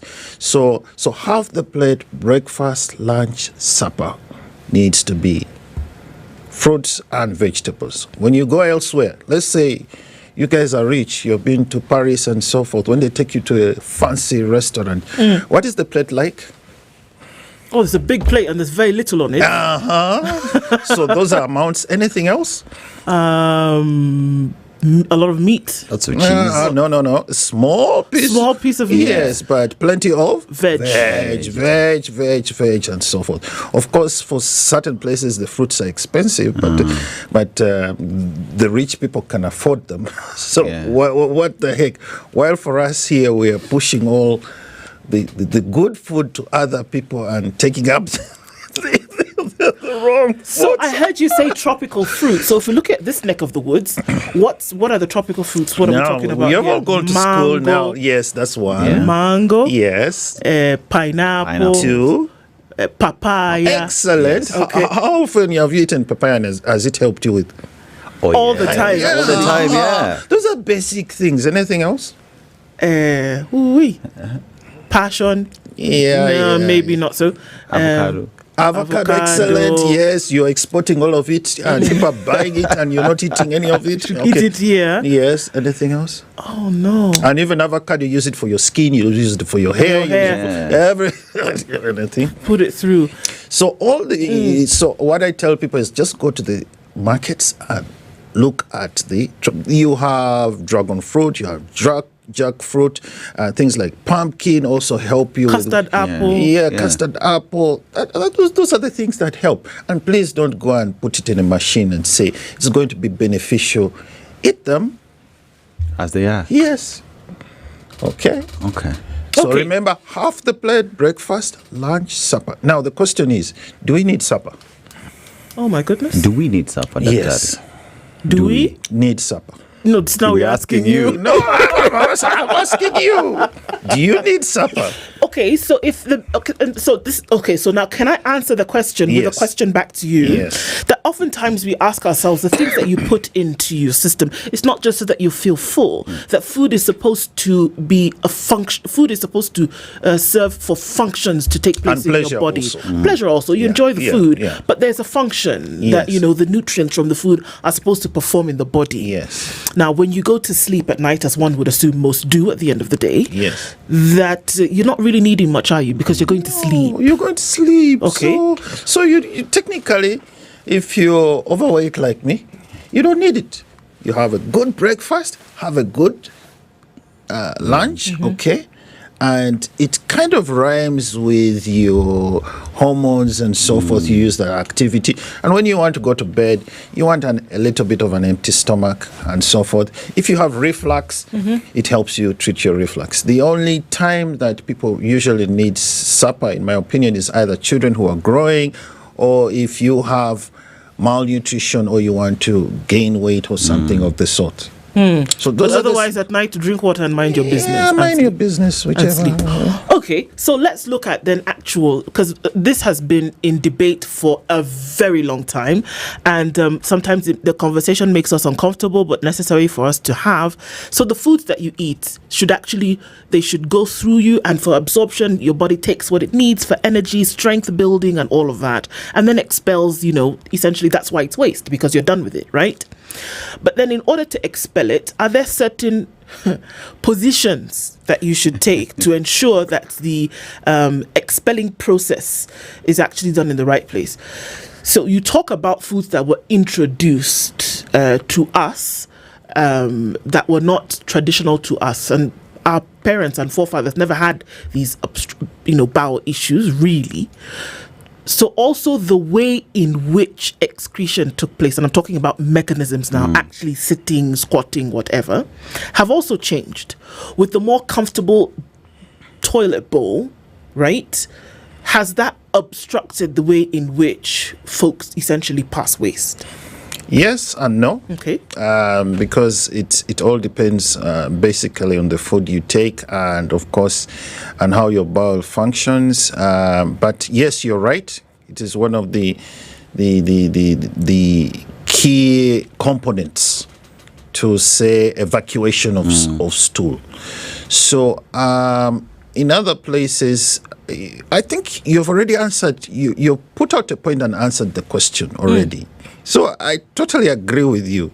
So what did I say? So you don't remember what you say? Positions, times, if it is regular and so forth, and having the right environment. Of course, it's if you don't have the right environment, you may hold your stool for quite a while, okay? All right? But you have to have the right environment and, of course, the right posture. We know it helps with evacuation. It's not 100%, but I think the key issue is, of course, things like exercise and good nutrition or a balanced diet cover about 90% of. You see, Daktari, I'll give you a story of my late brother, Bernard. So Bernard would say every time that he would go to a washroom, he always preferred using a latrine. And he used to say, I'm going to launch a missile. That was his statement. I remember him saying it vividly. And he would say that because he said it was easier and better for him because he felt as though he would empty everything easily as opposed to sitting on the modern day toilets. And one just asks the question, which one is best when it comes to evacuation or missile launching? Which one so is best? It's not one size fits all. That is what I always say. So we're all different, but it's, of course, it is, if you wish to spend and you find it is acceptable to not put effort into passing the stool, sometimes using a latrine is better. Okay, all right. For those whose stool just comes out, they will not have any problems. So it's not one size fits better. But the usual physiological way is latrine posture because it helps. So that is why we have different types of toilets. Yeah. Yes. Okay. Yeah. If Dennis Okari were here, he would have said that he has figured out the science that at every time, at a particular time in the day, that you can actually tune this thing down to a science, that if you eat certain foods at a certain time, that you can be sure that your bowel will be cleaned out. Is that the case? Yeah, because it's bowel evacuation is about the brain sometimes. So if you sometimes stressed, you may not, you may retain more. And if your stool is hard, you have to put in a lot of effort. Okay, literally. Yes. So and it's difficult to push. But again, there's the other side of the coin, whereby people go to the toilet and read the newspaper, sit and so forth. You shouldn't do that. Really, it's eventually when you're putting pressure for a long time, you end up with problems, hemorrhoids. That's my next question. Because what are hemorrhoids and how do they form and how can you avoid them? So hemorrhoids are just basically vessels around the anus and rectal opening, okay? And basically they are cushions, so they are internal and external. So basically what happens is that there's supposed to be blood flow. So when you have pressure around that area, it kind of blocks the blood flow. So you have pulling, you may get clotting of those vessels, pain, itching, and sometimes they become so big that they pop out. All right, and if they become if it clots or blood clots in them, you may have to seek medical help. So there's a direct correlation between the food that you eat not being able to... So especially constipation. Okay. Sometimes diarrhea, it may occur because you're pushing or something of the sort. So that is also a major issue. So it's a progressive problem. And of course, there are certain conditions where they may reoccur or occur. For example, in pregnant mothers, the incidence is very high because the uterus sits on the, may put pressure on some of the veins so that there's no backflow. But after the pregnancy is delivered, it's released. Yes. So sometimes you have to have hemorrhoids cut out. Yes, sometimes you have to have them removed, but that doesn't mean they cannot recur. Okay.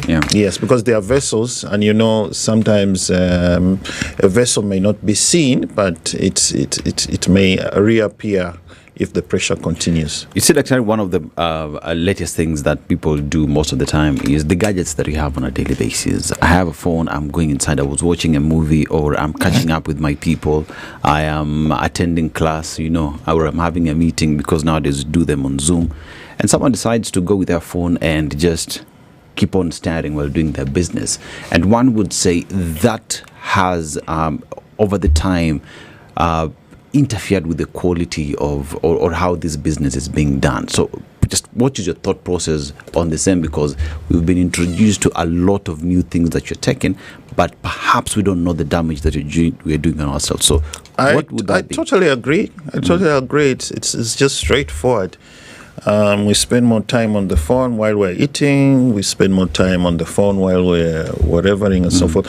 So maybe it is a way of dissociation ourselves from the problems that we have or the environmental issues that we have. Once in a while it's okay, but doing it often, then you kind of become an addict of that. Yes. All right, let's take a break, but there's a lot to cover because folks are asking questions around junk food and what this has to do for what would this portend for your gut health. Alcohol is also a big one, as well as gut flushing, and it's one of those fads that we do, but let's find out if it actually does then bear any importance. We're talking about gut health this morning, more formally, of course, bowel health and how we can optimize it and make sure that nutrition is actually playing a good role here. We're having this discussion with Dr. Christopher Okoh.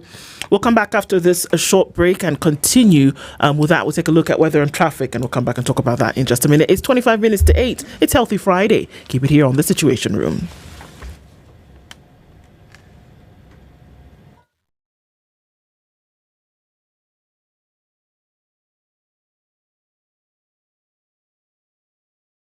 This is The Situation Room, the only way to start your day. Buda, landlord amenipea deadline ya leo. Salon nayo imechelewa. Junior amekuwa msik. Yani drama iko kila mahali. Bro, wacha pressure. Loop, iko na quick loan, unaweza get straight to your phone. That's right. You can now sort out unexpected expenses with a new quick loan on Loop. Borrow up to 100,000 shillings and repay within 30 days. No paperwork, straight to your phone. Simply go to Grow on your Loop app and click quick loan to apply. Na imeingia. Landlord pewa yako. Stress toka hapa. It's not just an app, it's a lifestyle. Why wait? Loop it. Download Loop today. Loop is regulated by the Central Bank of Kenya. The weather with SpiceFM. All right, looking at cloudy conditions in Nairobi this morning at 14 degrees. It's 13 and cloudy into Nakuru and 13 and cloudy into Nyeri. Also into Eldoret, 15 degrees and cloudy, while we're looking at a sunny Mombasa at 20 and a mostly sunny Malindi at 24. Kisumu at 20 is mostly cloudy, while Kakamega at 18 is cloudy, and Kampala is sunny at 19 with sunny conditions at 21 in Dar es Salaam. 5 degrees and cloudy into Johannesburg, while Mogadishu at 25 is sunny. It's 13 and sunny into Addis Ababa. Cloudy at 24 in Lagos, while Kinshasa at 24 is cloudy. We're looking into a rainy Beijing at 25, while Paris is sunny at 15 and London is cloudy at 16, and New York at 21 is clear.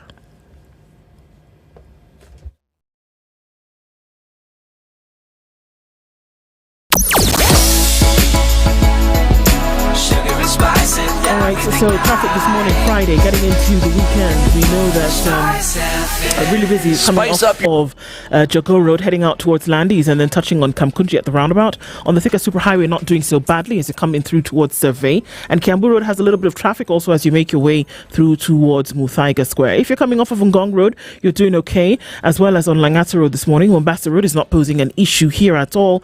And as you come off of the Eastern Bypass, traffic through towards North Airport Road is doing all right. Outer Ring is busy around the loop coming in towards North Airport Road. So all watch and see as we get through it and into traffic hour this morning. We'll talk SpiceFM KE on X, hashtag The Situation Room. Mature, intelligent talk every morning. Spice up yourself.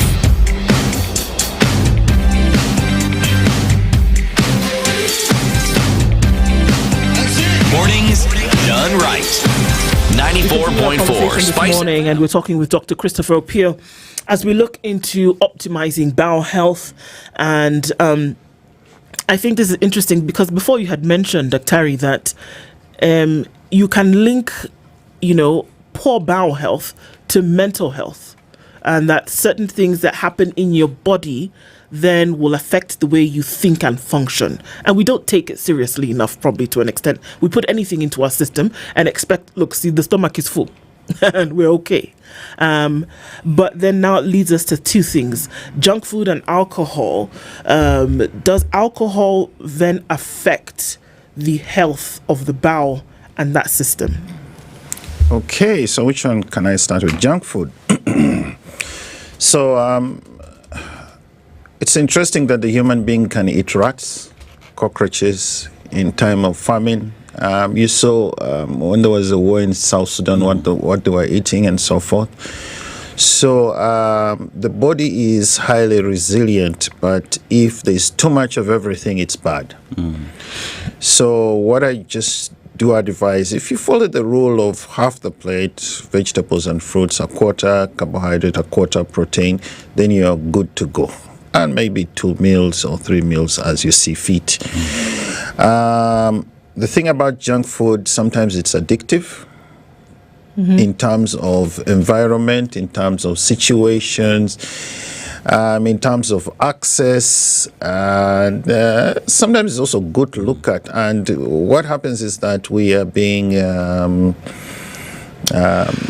we have these adverts that tell you about this. When you walk on the street, what do you see?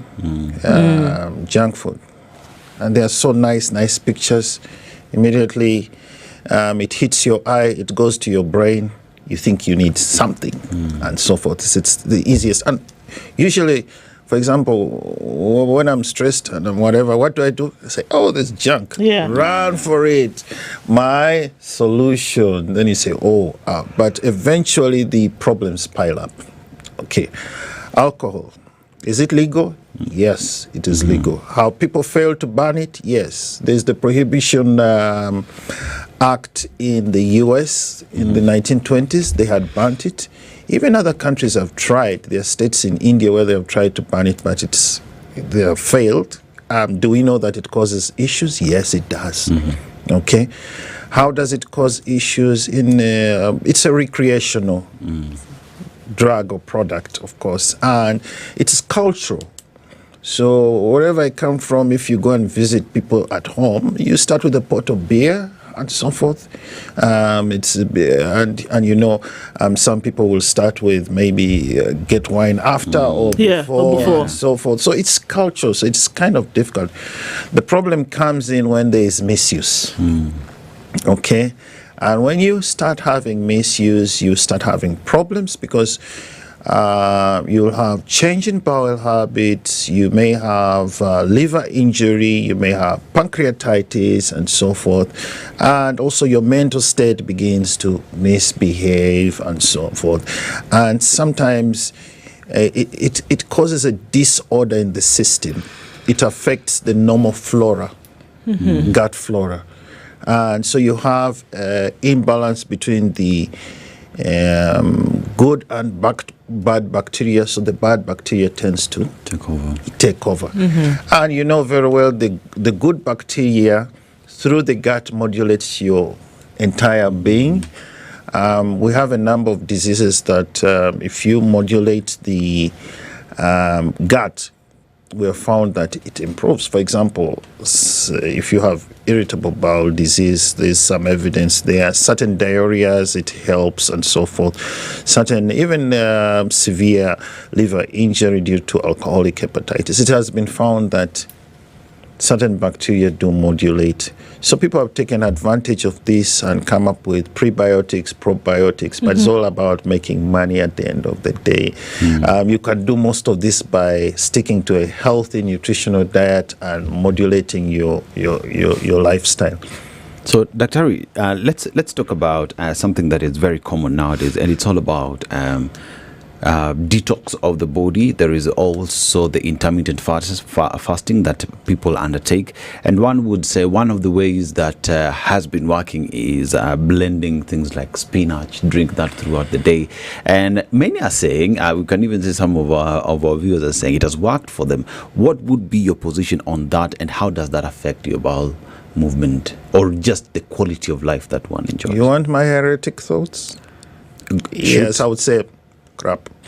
So the issue is, why do I say that? The key issue is what is your objective? Okay, is it to lose weight, or is it to take up a fad that everybody is doing? What are you trying to address? Okay, so you need to think about it from that perspective, and remember, it's not one size fits all. Yes, different people respond to different things. There's always a good bad and ugly of something. Okay, for example, you've talked about modifying foods. The good thing about it is that you're doing some activity, you're enjoying what you're doing, you've created something new, you drink it. So what if you modify your spinach, you think it's going to help you? It's helping your brain. You're happy about it. You're comfortable, and if you drink it, you're content. Okay, because if I gave you food that you didn't like, would you? You wouldn't. Yeah. You'd run away from it. Ugly side of it. You get fresh spinach, maybe grown in the wherever where the sewage is passing. And they are either hepatitis A or some bacteria or something, and you don't process your food properly, you end up with upset stomach. You may have to be admitted for it or something of the sort, and etc. Okay. The other issue is what happens that if you have one leaf that is toxic to your body and you blend it, you've mixed all the poison there. Probably you end up with liver damage or pancreatic damage or something of the sort. So those are the things that you think about. Then the issue of fasting.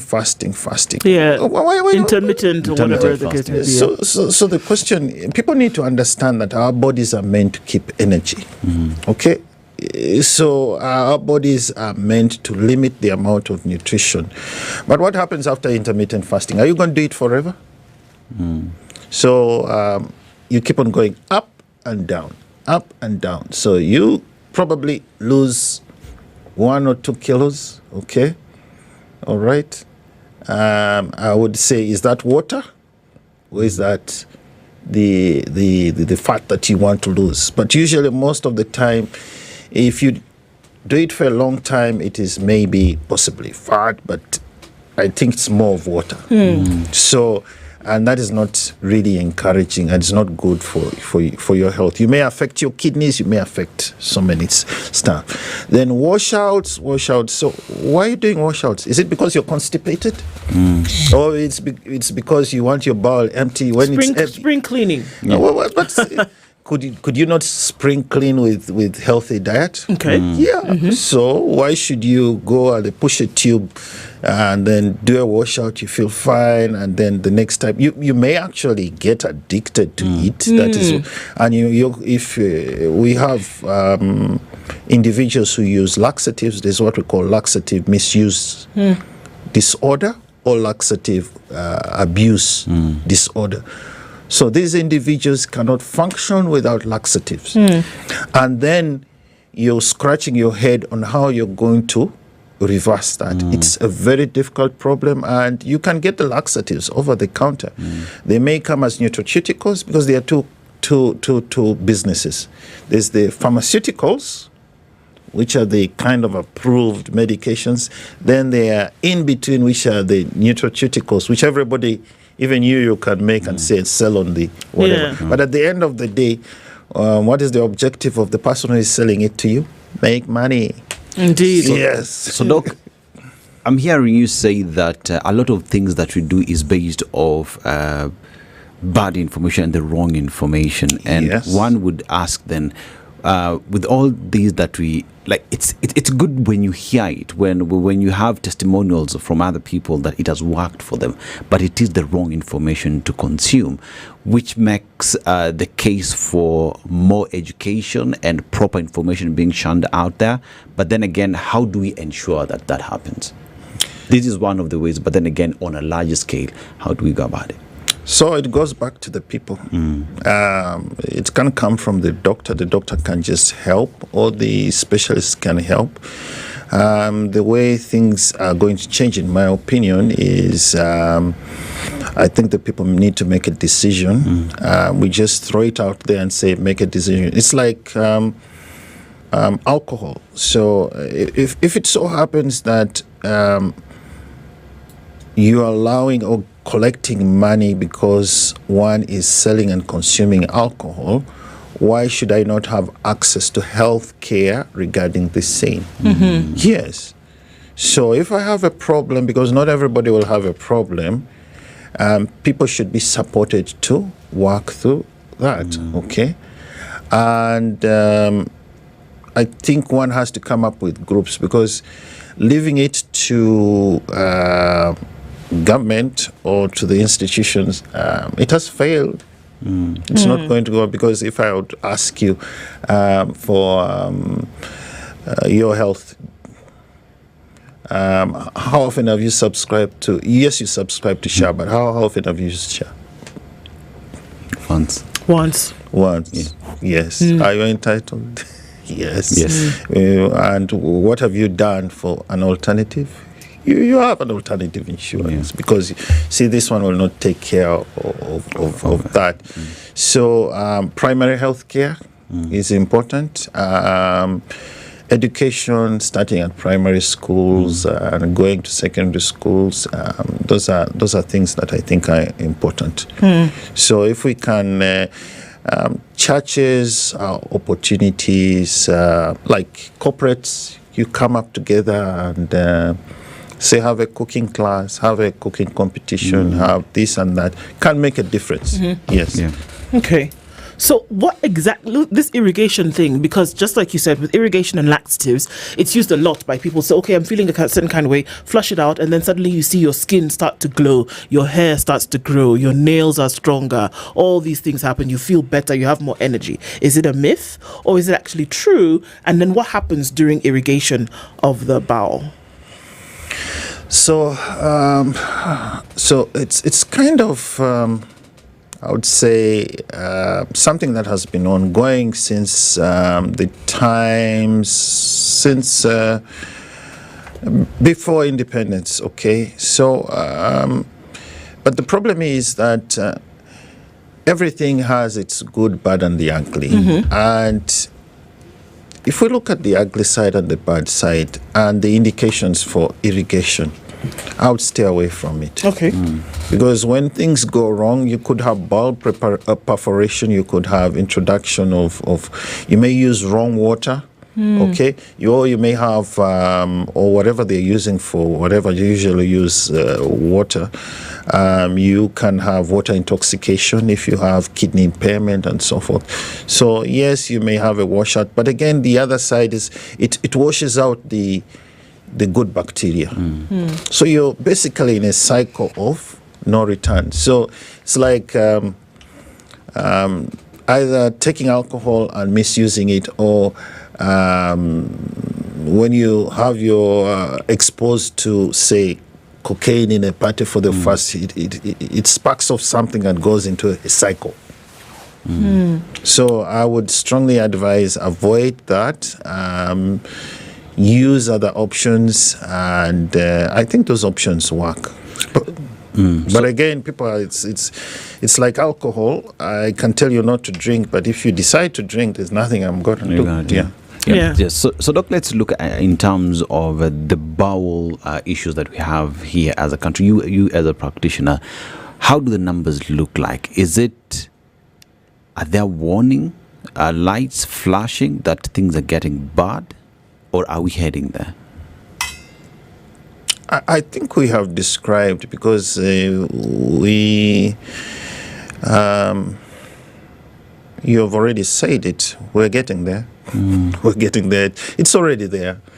And we discussed earlier about the nutrition intake. And we also described about people's complaints. For example, we have more complaints about problems like constipation, young people. It's really a problem, hemorrhoids, etc. So I think it's there. Alcohol is also picking up, maybe because post-COVID, all right, and maybe because of the stresses of economy or something, poor regulation. Misuse of antibiotics is also a major issue. We use antibiotics in everything, including growth of chicken and animals and so forth. So, and so forth. And then we end up eating them. Then we say, okay, that's the big deal. So there's a lot, and so I think it's a major issue. And I would tell you, there are quite a number of individuals who say, I have this abdominal pain, I do not know what it is. And then you're subject to so many investigations. At the end of the day, you're spending a lot of money on that. But some patients really, if they want to curtail those signs and symptoms, they have to take medication. So it's kind of it opens a can of worms, and it's a conveyor belt of problems. There's a question here that comes in terms of constipation in babies, and then how do you actually handle that? Because the babies, sadly, can't tell us how they're feeling, but you see that maybe the child. Well, they do tell us. They have a cry, so they can't speak it, but they'll tell you if there's something wrong. Plus, you'll see the signs that maybe they've not passed a stool. How often should they be, number one, passing stool at that age, babies, and then number two, how can you be sure that if it's an IBS issue or if it's a constipation issue? Yeah, I'll defer to babies because I graduated to adult medicine and so forth. But the issue with, of course, you remember when you're born, this is my own theory. When you're born, your bowel flora is different from, say, 6 months down the road. So you're more likely to react to certain foods than others. Breast milk is better and recommended because it's balanced. It has certain things. It has even, in my opinion, some probiotics that help the baby's gut function better. And how you breastfeed the baby also is important, because have you seen people who chew gum sometimes? What do? Sometimes they have to belch. Yes. So you're busy swallowing air. So if you don't know how to breastfeed properly or place the baby properly, the baby's busy swallowing air. Then when you swallow a lot of air, what happens? You get bloated. You have this colic. You have this, that. And then some of the formulations, you have seen what mothers do. They keep on trying this. Try that, that. And everything that is suggested. Yes, everything that is suggested and so forth. So I would defer to the pediatric doctors and say, hey, can you sort this one out? Come up with ideas. You should call a pediatrician and tell them, can you give us 1, 2, 3, which that works. Then what was the other question? In terms of then, how do you tell it and what you do constipation in babies? So to know whether it's a more serious issue like IBS. So if a baby fails to thrive, and is persistently vomiting, and you think it is of concern, you need to see a healthcare practitioner to find out what is going on. Yeah, because I remember babies may not tell you directly that this is causing problems, but they'll tell you indirectly. So with experience, you'll be able to know. But if they're crying, the stool is hard, and they are failing to thrive for whatever reason, and the mother or the father cannot sleep, then you know that, hey, probably I need to see somebody just to make sure that nothing else is going on. And hopefully before the baby is born, the expectation is that the midwives and the OBGYN and team would educate the mothers and fathers on care of such babies, so that usually it is done, traditionally it's done through parents or aunties or something of the sort, but some of the information is good, some of it is incorrect. It's incorrect. So does what the mother eats at the time of breastfeeding have a direct impact of what goes into the milk that then affects this baby's nutrition? Yes, it does. It does. Yeah. Okay. So there's a question that has been asked here, real quick, Dr. Does drinking apple cider vinegar help with good bacteria in the gut? Why would you drink so so all of us want to lose weight, but the trick is those things don't work. Okay, so the answer is no. Forget about it, and really everything done in small amounts is okay. But what my esteemed is trying to say is that I can use it for treatment of my ailment, which doesn't make sense. I don't know what the ailment is, and I don't think he will have to show me a clinical trial that proves. Otherwise, if it were, then would be making profits from apples all over the world. Yes. Indeed. Look, has been most informative this morning, and some of the things that we don't talk about necessary for us to have done this morning, and you've been most insightful helping us with this conversation this morning. So thank you for coming in and doing this with us. Thank you. Dr. Christopher Opio is a gastroenterologist at the Aga Khan University Teaching Hospital. Has been our guest on Healthy Friday this morning.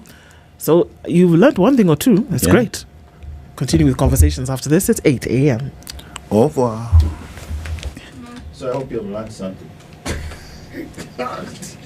It's a difficult thing, and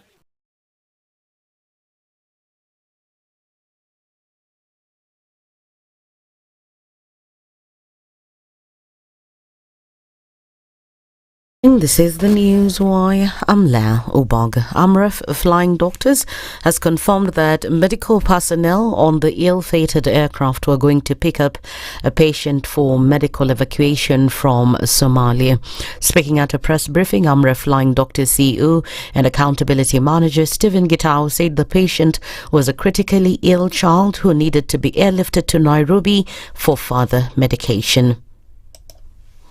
The patient was actually a small child, and we have made other arrangements for them to be evacuated. They were actually critically ill, but we've made other arrangements, so they'll be brought safely to Nairobi. Gitau said he was shocked at the aircraft's loss of contact with the air traffic control 3 minutes after taking off. The office tried to reach the crew via VHF and satellite phone without success. The aircraft had 4 staff members, a captain, a first officer, a doctor and a nurse. 2 family members of the community were also affected. Rescue efforts have been ongoing the whole afternoon, but unfortunately there were no survivors. We are deeply saddened by this tragic accident and extend our heartfelt condolences to all the families of our staff and to the communities where the accident happened. AMREF said it will provide more details of the crash as it gets them.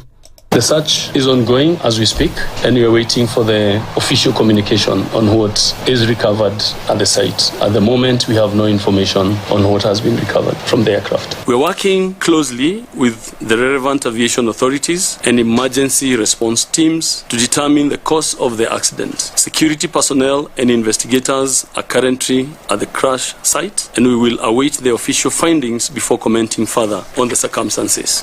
The government now says no money was lost in the e-citizen system, explaining that the digitalization of the system closed all the loopholes for corruption that could have occurred. National Treasury PS Chris Kipto has also ignored the report of the Auditor General Nancy Gathungu, saying that the government fully owns the system as well as the passwords of each unit of the e-citizen network, making it difficult for money to be embezzled.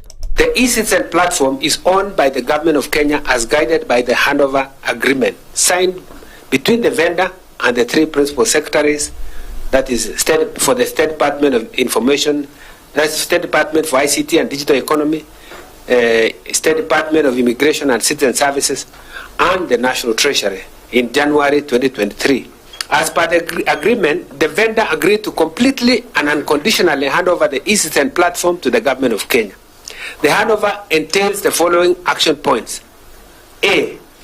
A complete and unconditional surrender of the source code for the configured GOK instance of the platform consisting of all the applications, modules supporting the services. At the same time, he admitted that the relevant authorities failed to implement the temporary service charge, which has not been used, instead using a cheaper fee of 50, which resulted in collecting more than 1.8 billion Kenya shillings from taxpayers. And finally, a man torched his house before he died by suicide in his compound in Mwala, Machakos County. Police said the incident happened in Kithiambo village, and Sowan Rafael Mutune, aged 45, set his house on fire before he hanged himself on a mango tree. Relatives said his family had left the home days earlier following a domestic dispute. Elsewhere, police are investigating an incident where a private security guard with an international security firm died by suicide in his house in Kayole, Nairobi. Police said Patrick Onguso, aged 42, used the rope to hang himself in his house, and his body was discovered by his daughter. He hanged himself on the window grill where the body was hanging in the bedroom. That's the News Wire. I'm Leah Ubaga.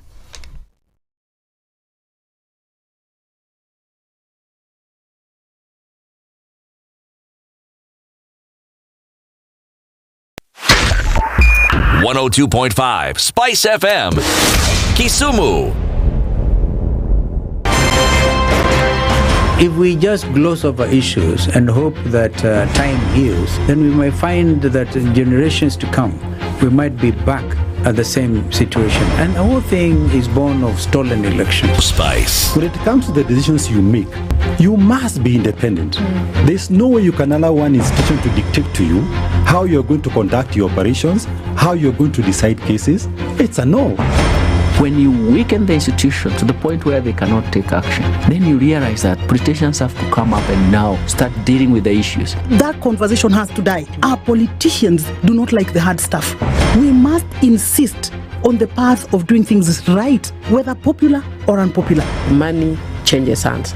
That is a fact. If you have political goodwill at the highest top, like in Rwanda, then corruption will be an issue of the past. If you don't have political goodwill at the top, we will pass laws, we will amend laws, we will continue passing laws and re-amending laws, and nothing will happen. This is the Situation Room, the only way to start your day. One of the things that are ailing our country is negative ethnicity. You find you as a state of, instead of thinking as a Kenyan, you think like a tribal person. Let me tell you something. The biggest problem we have had in this country is a leadership deficit. There is nothing that you are going to do in the process of change if you are not a risk taker. So you really have to pursue your vision to a logical conclusion and even be ready to step on people's toes. When it comes to the economy, you can't run away with it. They say statistics are like bikinis. They reveal a lot, but they conceal the vitals. And so government people would throw statistics at you and tell you they're revealing a lot of information to you, but it's really concealing the real vitals. We need to get out of that, because when we want to grow our democracy, one basic thing that really requires to be understood by the political class, by all of us, is institutions are critical. This is the Situation Room, the only way to start your day. Good morning, and I love your show. Thank you. Having come from a Kikuyu radio background, I migrated to Spice because of the content. I was born in a slum, but somehow I got a break in life. So sometimes when you see the sweating coming out because of the passion and whatever it is, behind the noise, there are people, and we share the same umbilical cord. It shouldn't be like that. I am so disappointed. We used to tell Honorable Raila Amolo Odinga that he's doing politics of conmanship, and even President Uhuru Kenyatta, serikali hii ndio iko na conmanship ya hali ya juu. You cannot promise people that you reduce tax, then you double. In politics, there is the issue of trust. For you to turn around and then stab the same people who gave you that trust, there is no other level of dishonesty. Imabo, utaona dunia tu. The Situation Room, Kenya's biggest conversation. Mature, intelligent talk every morning. Spice up yourself.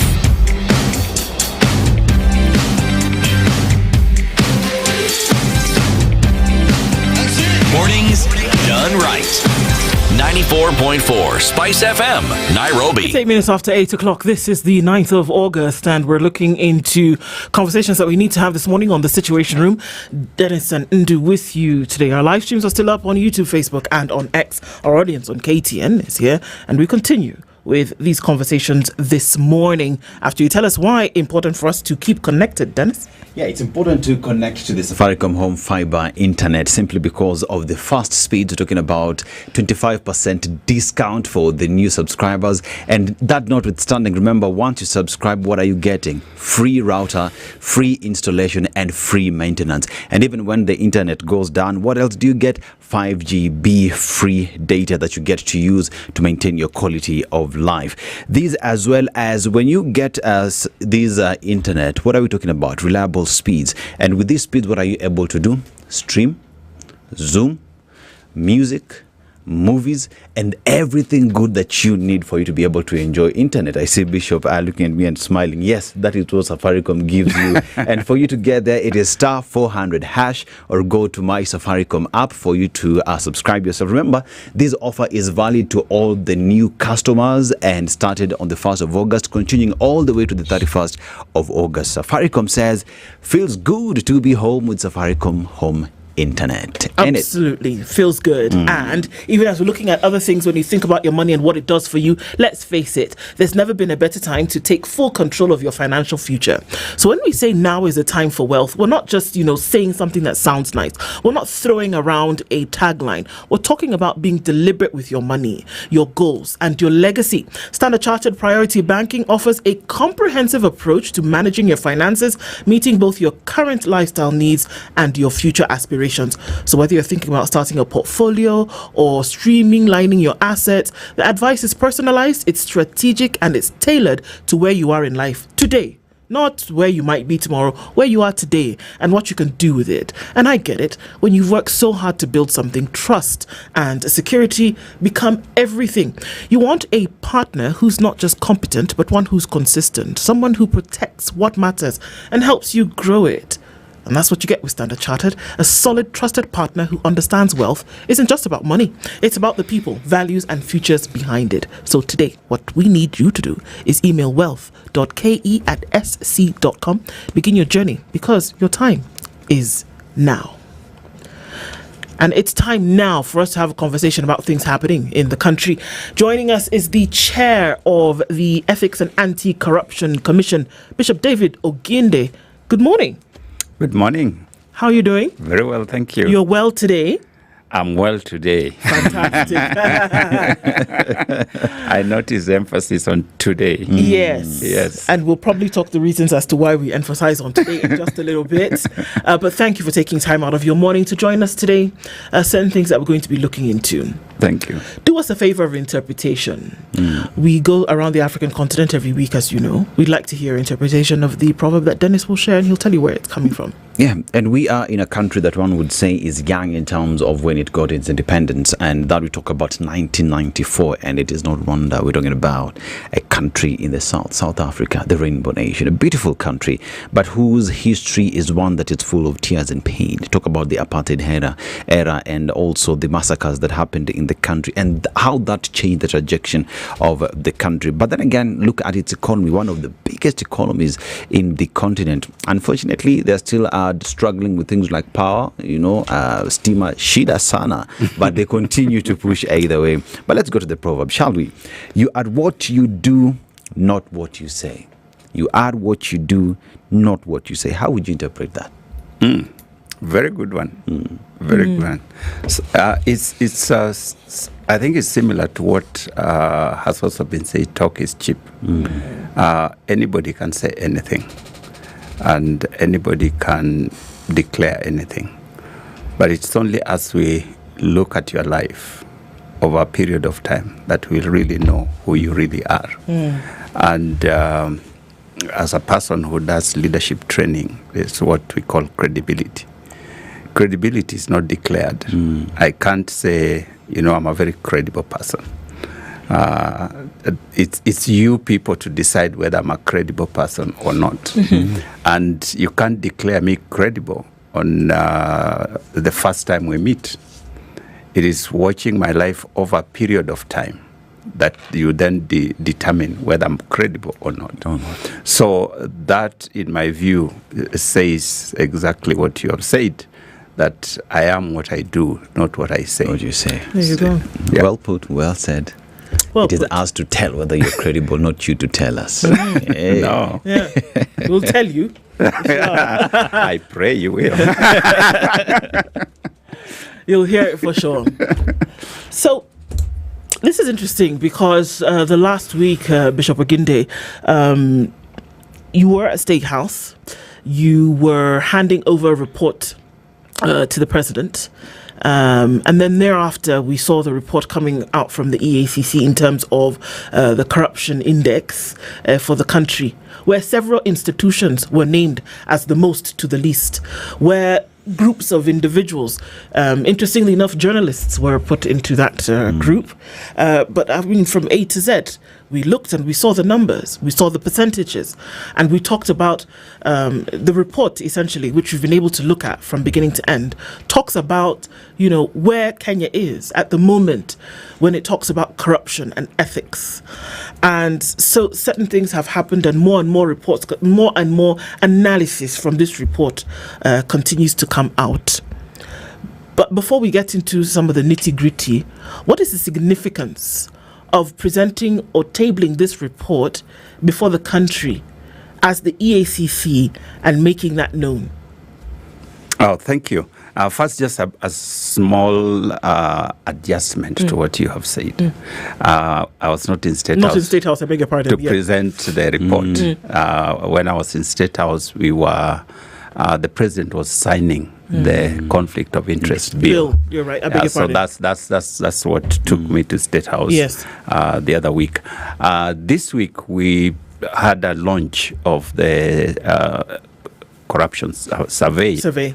And basically, this is part of our mandate. We are required by law to actually update the nation on the status of matters corruption. And so we do this through research. We have a research department, and they undertake a survey across the country to just find out where are we at in matters of ethics and corruption. And so once we do that research, we have our report and we make it public. So we invite you to come to amplify our voices to the public. Right. And that's what we did last week. So basically, it's an information for the people of Kenya to know where we are and to see what can be done. Okay. Yeah. Why was it important then for you to be at State House the week before that to then do issues around the conflict of interest bill? Conflict of interest bill, as you know, is a piece of act. Now it is not a bill anymore. It's an act, it is now an act of parliament. But it's while it was still a bill, it's one that generated a lot of discussion back and forth. As you know, it went through Parliament, Parliament meaning the National Assembly and the Senate, and then it was taken to the President. The President returned it back with the proposals on what should be amended, and they finally negotiated between Senate and National Assembly and came to an agreed version, which then was sent to the president for signing into law. So we, as the institution that is going to provide greater oversight of that on that particular law, we were invited to witness. Basically, we were there to witness. There was no other thing. The president was just signing it into law. Ours was to stand and flank him as he did that. And yet you prayed. Sorry. We pray all the time. You know, in almost all our, all our national events, we normally begin with prayers. Yes, so I was requested to pray. Yes. And I prayed. However, yes, the prayer that you prayed received a lot of applause from Kenya in a manner in which it has never before. And the words that you used I don't know if they were pre-thought, but you're here so you can tell us. But they seemed to tell a story beyond a prayer. Did you think about it in that nature, or did you meet it with surprise after that it had, done the rounds, really, in terms of what you were praying? As a Christian, and particularly as a leader within the church circles, one of the things we teach our members when they pray is that you should pray the word of God. Because you know that kind of prayer, you're simply saying to God what he has already said, what is already written. And you rarely go wrong, if I put it that way. I can't say you can't go wrong, but you rarely go wrong praying scripture. And so that's what I did. And in the context of what we were talking about, or what had brought us together, the president was signing a conflict of interest law. And this law basically is saying that there are certain ways through which people should conduct themselves when it comes to matters procurement. And it basically says that those people who are in government should not do business with government because of that kind of conflict of interest. So my concern, therefore, as one who has been called upon to pray, is to call upon God to help us to align with what we have agreed on as a people. You remember, we are the ones who have agreed that this is how we want to conduct ourselves. Now, the concern is that sometimes you find that people agree on what they want to do, but then there are some people who go behind and do the very opposite. And this is what we have seen happening all the time. So my prayer was, God to help us so that we don't get into that situation. Just give me a minute. Just a little bit further, but it was more than God to help us, because you then did give biblical examples of people who took their own lives on guilt that they felt for things they did which were contraventions. And so it almost appeared as though you were asking God to do the same thing. If in Kenya we see that people are contravening the law, which you were there actually to witness signing over, if people are contravening the law, that should that same fate not befall them, whether it is in a literary Kenyan context, but would that be the prayer today? If there are people in Kenya today contravening the law at this very auspicious occasion where a conflict of interest law is being signed into place, that if the people, whether they're in that room, whether they're outside of that room, anywhere else in the country, should actually face a similar fate, should that be something that they're involved in? Is that the case? Exactly, because God does not change. God does not change because now we are in 2025 or some hundreds of years BC. And so as a person who is involved in the fight against corruption, I would be talking from a point of knowledge and information, because we deal with issues of corruption every day. That is my daily work, So I have seen these things. I've seen families that are involved in corruption. I've seen couples who conspire to defraud the public of funds. I've seen individuals who go out there and take that which does not belong to them. And we see, it is what I'm saying through the prayer is that this is not new.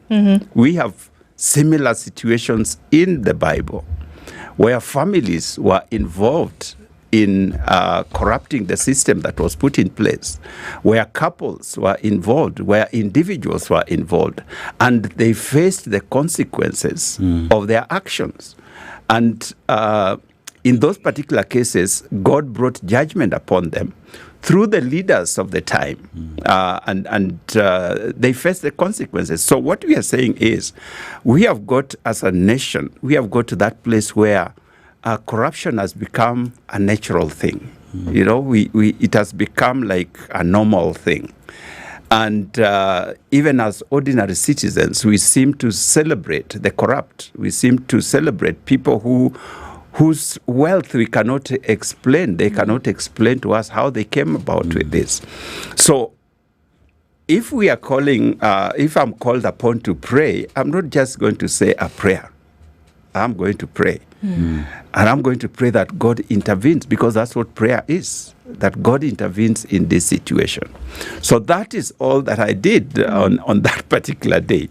It is interesting that prayer seemed to have resonated with many Kenyans, which tells you something about the feeling that as Kenyans, ordinary Kenyans have about those who are involved in corruption.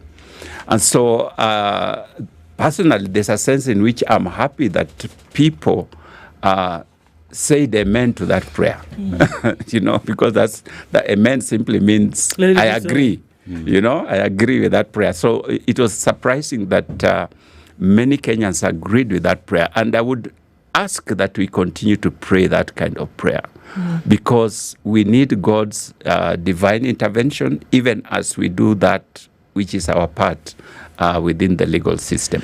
And you see, Bishop, as you are having that prayer, we also live at a time when you look at even the conflict of interest bill and the reports that further came into fore. Look at the connection of leaders in the country. One would say even the highest office in the land, the connections with the NTSA. You come talk about e-citizen as we speak right now, and you look at the case of former Migori Governor Okoh and how all that money and the family from the county talk about former Kiambu governor. And it is something that has been happening for a very long time, hence the importance of having this bill in place. But even after that, it has now become an act of parliament. We look at a situation where now you've launched this report. And this report paints a grim picture of where we are as a country. One would say, based off the report, the numbers have gone down, but still the numbers are high. You look from the police, who are considered to be the worst, all the way again to State House in the Republic as well, featuring on that list. And it is a sad situation. And one would ask you, Bishop, from what it is you deal with every day, because you say you wake up every day to deal with corruption in this country, just how grim is the situation? Just paint the picture, even if it's in the most graphic way, for us to understand what it is we mean when we say that corruption is the worst disaster this country is going through. Thank you very much. The situation is grim in the sense that it is pervasive. We receive reports of a person complaining over 200 shillings that they have been asked by a chief or assistant chief down in the village. And for them, that 200 shillings is like 2 million. Because it is what stands between them and going hungry. Yes. So when somebody asks you to pay that in order for you to get a service or to be released from what an allegation they have placed upon you, it becomes very difficult for that person. And so they feel ESCC should help me. And I have received messages, text messages, Chairman, please help. I've been asked to give 200 shillings. So all us who are the elite, we consider that omena, a small thing that we should not even bother with. And yet for that person, that 200 shillings is a lot of money. It is a daily wage. It's what will keep them buy food for their children. So if somebody deprives them of that, it is really, really bad. All the way to where we are dealing with people who have embezzled tens of billions, and for them, that is small change, It's just something that they take from government through systems, and life goes on. So that range from 200 shillings to 10 billion is what we deal with on a daily basis. Now, if you may have noticed something very interesting from the survey that we did and the report that we gave, is that it's only a few people who are engaged in this thing called corruption. But these few people cause the whole country to suffer. And if we go back to the issue of prayer and the examples that I gave in the prayer, Ananias and Sapphira were just one couple in a congregation that was growing of thousands of people by that time. And yet, they found their names recorded in the Bible as a people who violated the law. And so they become examples of what should not be done. And we have Ananias and Sapphira in our time and in our season today. And these people are causing havoc in the nation. It is not the whole country. It is not all the people. If you look at, for example, there was one of the data information that we gave out is the involvement in corruption. And we find that how do people get involved in corruption?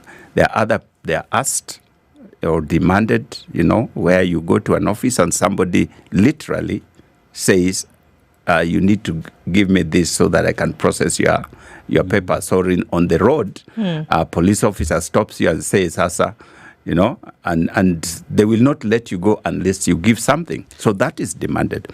Then there are those people who insinuate, they don't tell you directly, but they keep shuffling around. They say the file is lost or something is happening.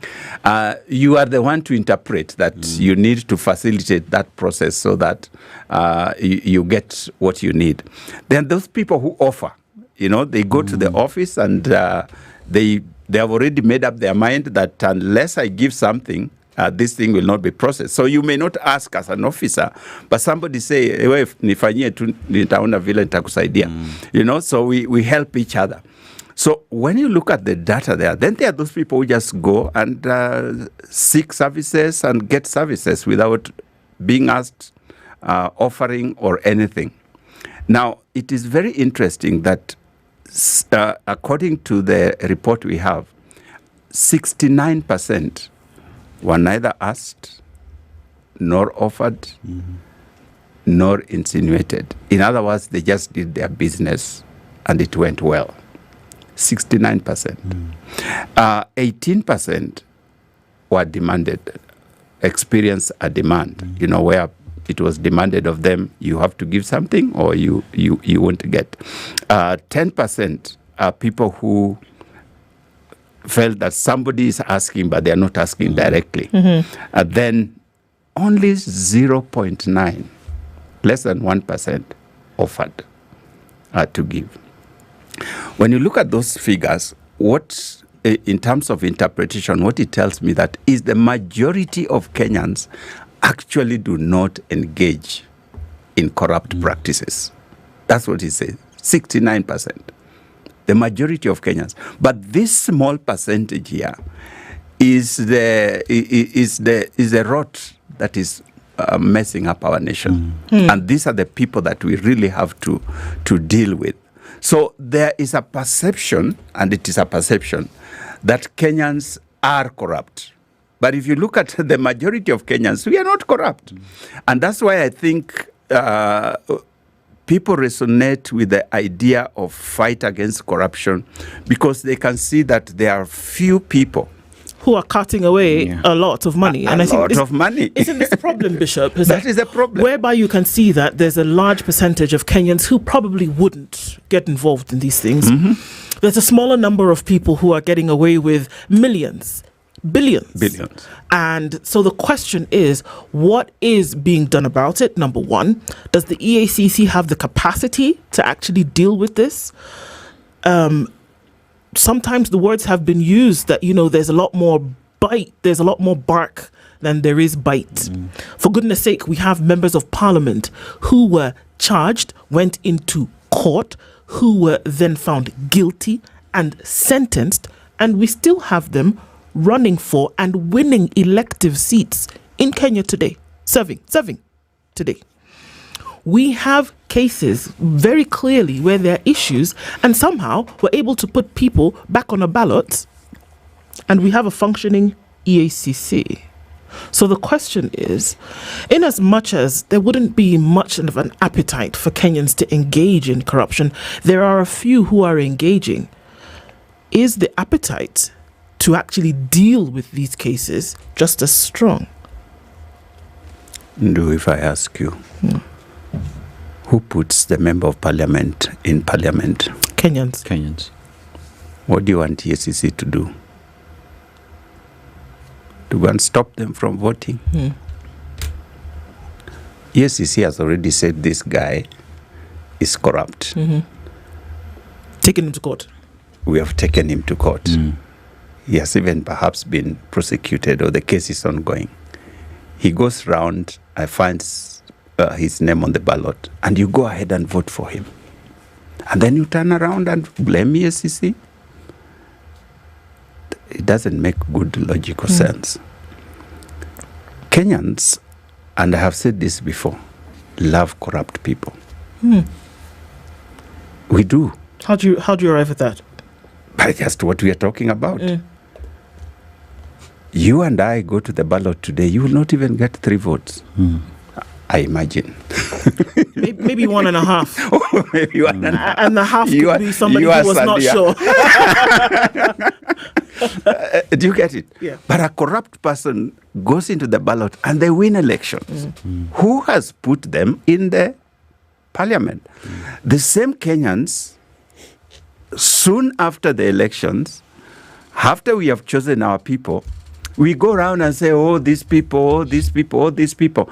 To me, it's a crazy. I mean, it's crazy. And so part of what we are trying to do as EACC is to try and educate Kenyans to realize that when you put corrupt people in office, basically you are selling your birthright.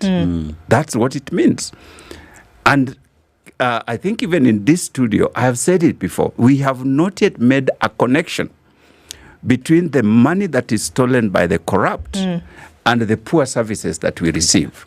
We on the one side, we are complaining of a road that is not done. We are complaining about medicine that is not in our hospitals and dispensaries. We are complaining about bursaries that have not been disbursed. We are complaining, and the list goes on. And there's people who are stealing the money equivalent to, if not surpassing, those amounts that are needed for those things to be done. Exactly. So who's supposed to get hold of those folks? We get you yourself have said we do get hold of them. Okay? But then you as a citizen, I as a citizen, go around and put them in leadership position. Bishop. And then we get surprised when they take more. Bishop, there's a question then that comes into forth in terms of, because EACC does not work alone. EACC works with other agencies, and yes, with this, I mean, you get in, you do the investigations, you give your proposals and your report, and even recommendations for prosecution. That is to the DPP, who then picks up the matter and also does investigations and gives recommendations on what to happen next. Enter the police, who then again, EACC does not have the mandate and authority to go arrest. So you have to work with the police to undertake your arrest and be able to bring people to court. Now enters the judiciary mechanism, which then goes through the processes of listening to the evidence that you have and even convicting the individuals that are. But here's a situation where you find an individual has been convicted, has actually even served time in jail. But then again, when it comes to the election period, EACC gives a report, says so and so is not fit to run for office. But when you go to the other body that then clears this individual, despite the EACC report, is given the ticket to go run, which asks the question, the government agencies that should work together in making sure that the corrupt spend time in jail seem to be fighting each other. Why are we not seeing synergy in ensuring that corrupt cases and corrupt individuals actually stay where they belong, which is the court, and away from the public discourse and public coffers? The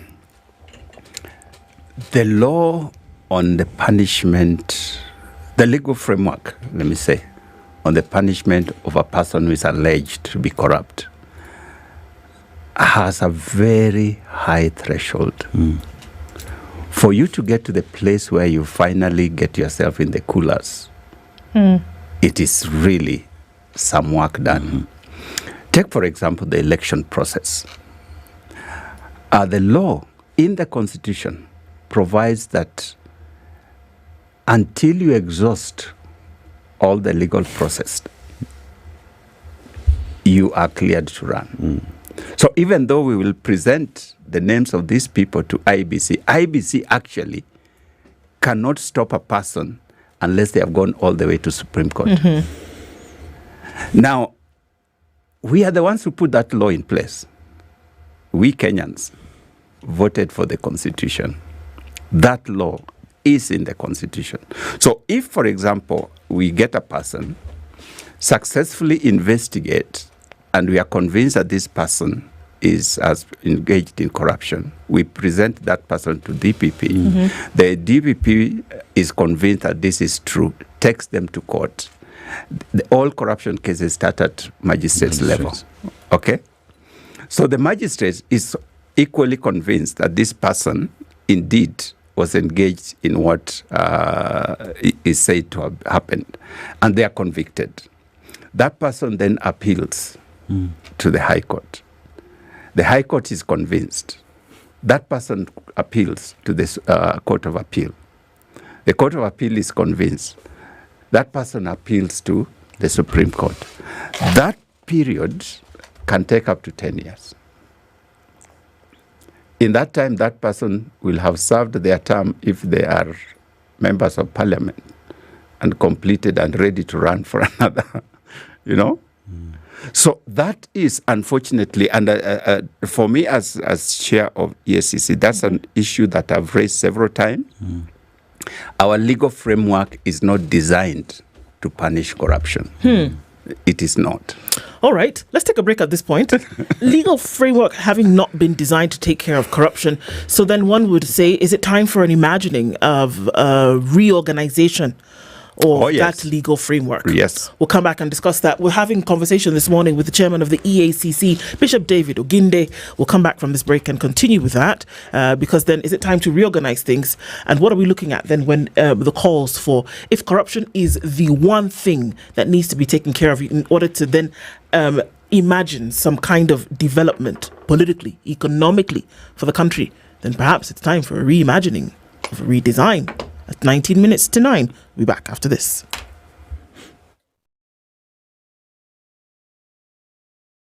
This is the Situation Room, the only way to start your day. Muda, landlord amenipea deadline ya leo. Salon nayo imechelewa. Junior amekuwa msik. Yani drama iko kila mahali. Bro, wacha pressure. Loop iko na quick loan, unaweza get straight to your phone. That's right. You can now sort out unexpected expenses with a new quick loan on Loop. Borrow up to 100,000 shillings and repay within 30 days. No paperwork, straight to your phone. Simply go to Grow on your Loop app and click quick loan to apply. Na imeingia. Landlord pewa yako. Stress toka hapa. It's not just an app, it's a lifestyle. Why wait? Loop it.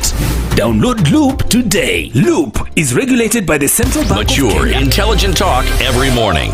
Spice up yourself.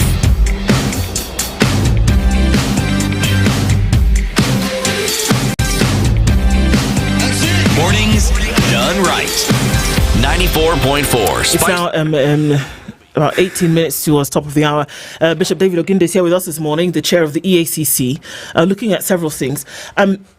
It's interesting because the report, the next that came out, you know, and we said, okay, I didn't see that anybody was really shocked that, oh my goodness, this is happening in Kenya.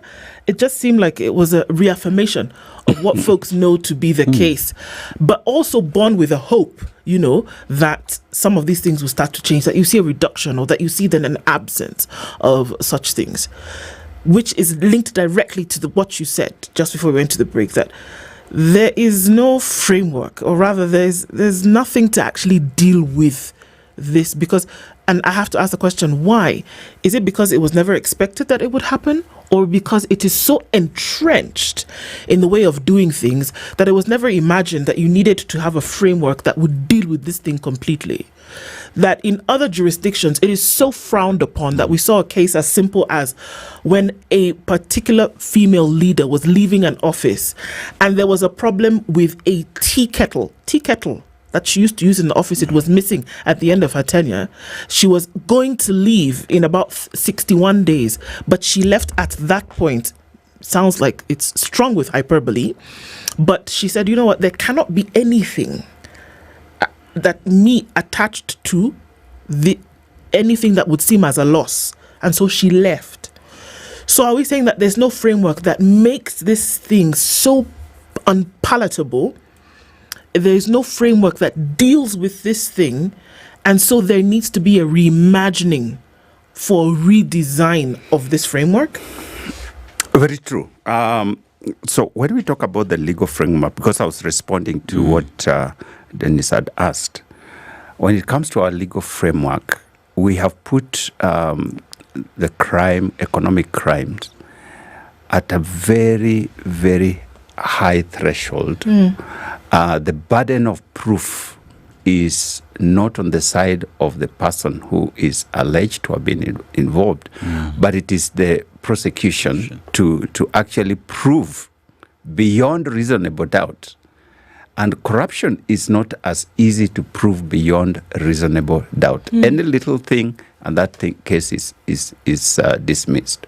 So, as the reimagining is a great idea that we have to come back and say, if what this report that we launched the other day, if that's what is the reality on the ground, what should we do in order for us to deal with this matter?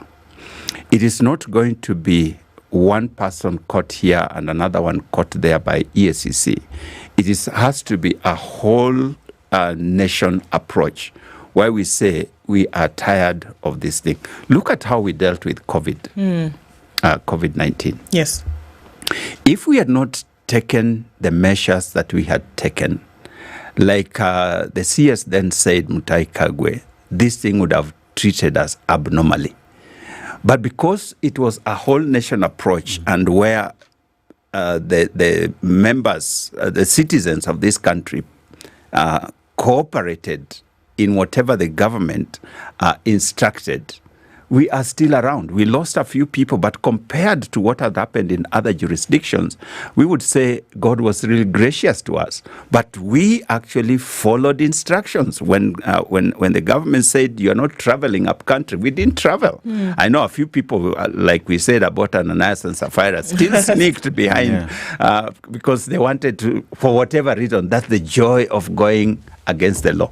But for the majority of Kenyans, we agreed. And we followed the instructions that were given, and we dealt with that matter of COVID-19 and came through it the way we did. Think about 2003, when the NAC government came in, and Michuki put in the famous Michuki rules to try and tame the transport sector, the public transport sector. And everybody was like, this can't happen. That's never been done, because several attempts had been made, but they did not work. But when the public agreed with the minister to follow what the minister said, finally these people were tamed. And we got to a place where you could travel comfortably within a matatu, put on your seatbelt, no standing passengers, no graffiti on the vehicles, and so on and so forth. So it is going to require all of us as the public, and we are working on a possible campaign that we will be sharing with the public soon. How can we all together work to drive these corrupt guys out of town? And how can you? Because a few days after that report came out, the Auditor General, she's been a busy woman, and very busy. Yeah. So she's she's seen a 9.4 billion shilling problem. Yes. That's a corruption issue. It is. and it's barely the jury's still out on the reports from EACC. It's still not dried yet, and then this, which the workings were coming through, we could see them every now and then it would pop up, but this is a 9.4 billion shilling issue to cover some of the things that you mentioned, Bishop, that Kenya needs money for. This money's gone somewhere else that could have actually taken care of those things. And that's what corruption does, isn't it? Is that it takes money away from the viable things that should be happening in the country, and it puts it in the pockets of a few individuals. This doesn't need to disappear. And I know that there's a lot of responsibility that's placed on the shoulders of the EACC, but then it's kind of like terrorism. You snuff one cell out, and before you are even able to finish, another one has popped up here, and another one has popped up here. How are you going to keep in line with all of this? That's why I said we need a whole citizen approach. Because these things pop up in all places. If you look at the way we are structured as EACC, we have about 700 staff. That is everybody. We cannot be able to follow all these people and everywhere. There are some that can be dealt with right at the local level. You can say, no, I'm not going to pay. You simply refuse. Citizens can come out and say, where is our bursary money? You know, those are things you can deal with at the local level and ensure that your member of parliament who has received bursary money and is supposed to be disbursed in the right way, that money is actually disbursed in the right way. And the children that's supposed to benefit do benefit, rather than particular individuals who are privileged, who don't perhaps even need that money. So those are things that citizens can do at the local level, you know, without having to wait for EACC to come in. So if we take that approach to dealing with corruption at every level, we can actually drive these people out. So that EACC, for example, in UK, in Britain, the equivalent of EACC only deals with high-level corruption. It doesn't deal with the small one. For us, like I said, we deal with 200 shillings and we deal with 10 billion. So we are totally so spread out that it is not workable. So in the UK, they deal with high crimes, high-level crimes, and all the others are dealt with by other agencies. So that gives focus. We can now be able to look at e-citizen. By the way, e-citizen is something that we had raised before. This is not the first time. As EACC, we did our investigations. We saw some loopholes there, and we raised it for them to be handled.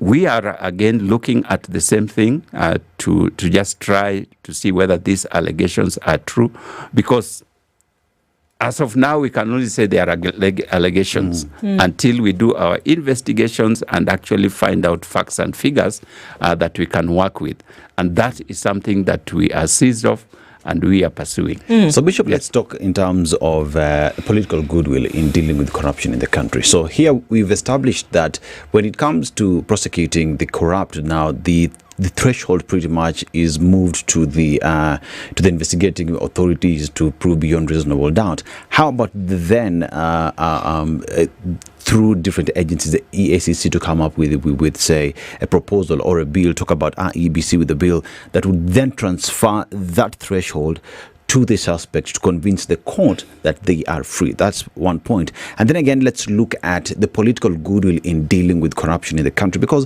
one would say, as much as the state signed the conflict of interest bill, but it is still the man at the top that is seen to be cajoling with individuals who are deemed to be corrupt, which then brings the question in terms of a political goodwill to deal with corruption in the country, and if at all that does exist. Well, political goodwill is a very intangible asset, as it were.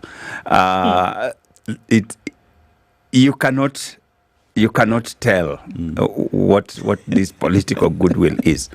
So politicians will always be politicians, and how politics play out, it doesn't follow any certain rules. So you can't say this political game has gone off the rules. No, it plays very differently. But institutions like EFCC, like judiciary, like ODPP, and so on, have a very clear legal framework within which to operate.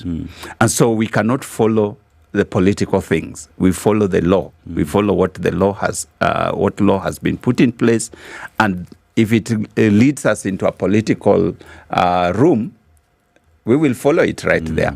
So that is what we do. So you'll find that, for example, right now, for example, we have more than 9 governors that we have been pursuing on matters to do with corruption. And they are from across the political divide. They are from the Kenya Kwanza. They are from other political parties. So when we follow this individual, it is not the party that stole. It is the individual that stole. And so we'll go after them. Now, how they play their politics on the other side, that is up to them. But for us, we'll try and follow the law and try to bring these people to book. And you have seen some of them making all kinds of noises, and always as politicians they will say this is political witch hunt, it is my enemies. That is something that we are used to and doesn't bother us. So ours is to do our work according to the law that is laid down, and whether you are on this political side or that political side, we will pursue you according to the law. Now, when it comes to the matters of threshold that you talked about, you see, for example, when we are in the civil matters, like say asset recovery, unexplained wealth, those are not criminal, they are civil. Now, in civil, the law is very different. So if we, for example, find that Denisia has more than he should have, we will come and check, and then we'll give you opportunity to explain, how did you build this block of apartments from the kind of salary that you are paid? Then you can explain to us. If you can satisfactorily explain how that came about, no problem. But if you cannot explain, then we assume that you must have stolen this money from the public. So we'll then take you to court. This we don't even have to go through the office of the prosecutor. Yeah. So we go straight as EFCC. And this, in the area of asset recovery, it has been our greatest success because the law is on our side, the process is on our side. Sure. And it just shows that if we were able to tweak the law, even on the criminal side, there would be greater success than we are experiencing today. When you deal with a systemic issue, because again, in the report, the police came out as an institution with the highest levels of corruption, followed by others thereafter. But what we're dealing with now is systems that are flawed. Systems are flawed. They are, I'm looking for the right adjective, but they are flawed. Or made to be flawed. Or made to be flawed. It's by design. Sometimes. We've talked about budgeted corruption. We talk about systems that have been deliberately set up in the manner in which they are to foster corruption. So, are you fighting, it's like a dog chasing its tail, because you're working within a flawed systemic issue here? So should the push be for proper systems either to be reimagined or re-established? Because we can continue to try and fight to remove people who, or have people who have participated pay, or we can insist on fixing the system from the source. Which do you think? Very good. Part of our mandate is to advise government agencies on how to combat corruption, economic crimes, unethical behaviors, and so on. So, in fulfilling that mandate, one of the things we do is what we call systems review. So we go into an institution, a government department, a ministry, a county government, and we look at the whole system and try to identify areas of weakness that the corrupt might exploit. And we then give them advice on what should be done in order to seal those loopholes. And this is something that we do across the board. So talking about police, we are actually currently in that process of looking at their systems and giving advice on what could be done to help seal some of the loopholes that have been there. And we were with IG Kanja not too long ago when we launched that process. And it was welcomed as something that they would like to follow. We have done that for the judiciary. We have done that for county governments. We have done that for several government agencies, parastatals, and so on. So when we come out with that kind of a report, we then present it to them and say, in our evaluation, these are areas of weakness that we have noticed that need action, and we advise on what kind of actions that need to be taken so that you seal these loopholes that the corrupt exploit in your organization. And we have seen those people who have taken that advice seriously. And remember, as of now, the law only mandates us to give advice. It is we can't enforce it, which is something that we are trying to see if we can get the law to be changed so that it is enforceable.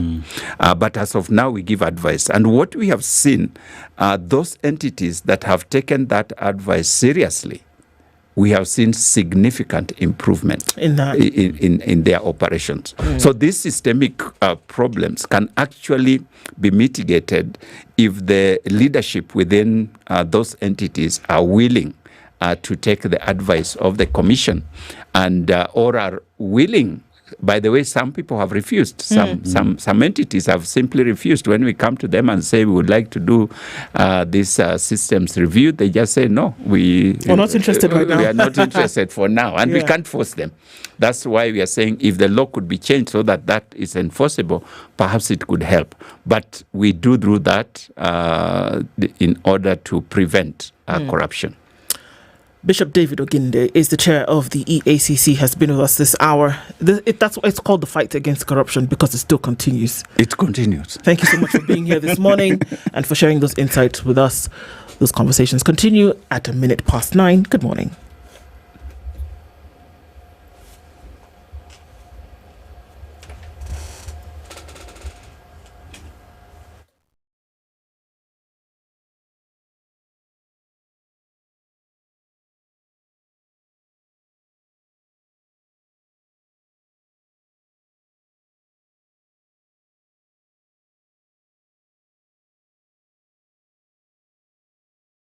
Ubaga. A police officer was killed in a fight with a fellow police officer at an apartment of a woman in Kitengela Town, Kajiado County.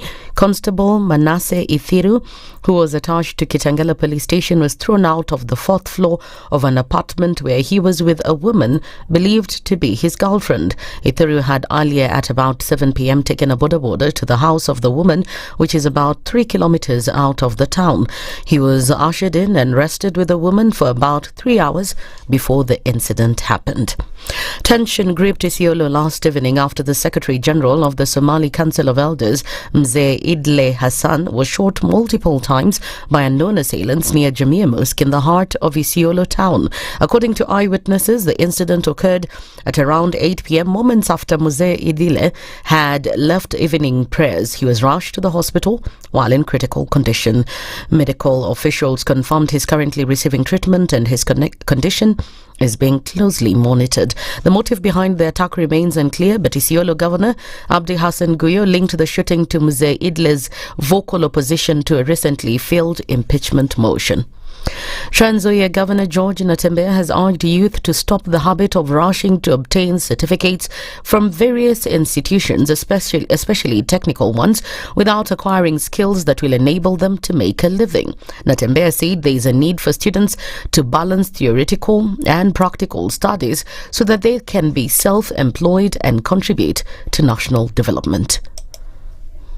So tunataka watu wetu sasa tuna focus kwa mambo ya skills. Akitoka university, akitoka college, anaanza kujifanyia kazi na mnayo kwa ajira wengine. Hata kulala mpaka saa 5 atu uko na degree. Yote degree ili kuletea chakula kwa nyumba. Amuka kwenda tafuta ile ambayo iko. Bahati haikupati kwa nyumba. Hata nyinyi wasichana wewe kama ni mrembo namna gani, usipotoka nje wanaume wakuone, utakaa na baba yako hautawahi. Toka nje huko. Ama namna gani? Toka nje watu wakuone. Hata nyinyi vijana toka nje, kutana Bahati kwa barabara. Bahati haikupati ukikuwa kwa blanketi ukilalamika. And finally, Machakos Deputy Governor Francis Mungai has warned that President William Ruto could emerge victorious again in 2027 general elections if the opposition fails to organize itself properly. Mungai claims the proposed new method of using ID cards instead of voting cards is fraught with hidden conspiracies. Actually, hawa watu huenda wakajitayarisha na tunaimba hiyo one term, lakini tungongwe 10-0. Nendeni muangalie the new ID. Hiyo iko na serial number 2. If it is true, kama mbunge mfuatilie, kwa sababu hapo ndio kutakuwa na maneno. Sawa sawa. Tumeona wamesema ati ID ndio itatumika kwa uchaguzi. Ni sawa, sisi hatuna shida na hiyo, lakini pia kama bunge letu mtuangalilie hiyo, kwa sababu inaweza pelekwa. Unajua kunaweza kuwa na mambo mengine mahali ingine. Hapa tunapiga tukijua ni sawa sawa, lakini pande nyingine huko juu inakuwa vitu vingine. Tafadhali tuangalieni hiyo. He has also accused Deputy President Kithure Kindiki of distributing more than 200 million shillings in less than a month, money he says has not been accounted for. Na saa hii tumeona mtindo umeletwa na serikali yetu, serikali ile ya huko juu. Na huo mfumo umekuja ni empowerment programs. Na uporaji wa mali ya umma ndio tukuje kupatia wananchi. Na niwaulize, kwa less than 2 months, less than 1 month, Deputy President of the Republic of Kenya appointed, not the one we elected, the one who was appointed the other day, ametoa zaidi ya milioni 200 kwa hizo empowerment programs. Hii pesa inatoka wapi? Sasa ni biashara gani hiyo anafanya? Tuangalie hayo maneno. And that's the news wire. I'm Lea Ubaga.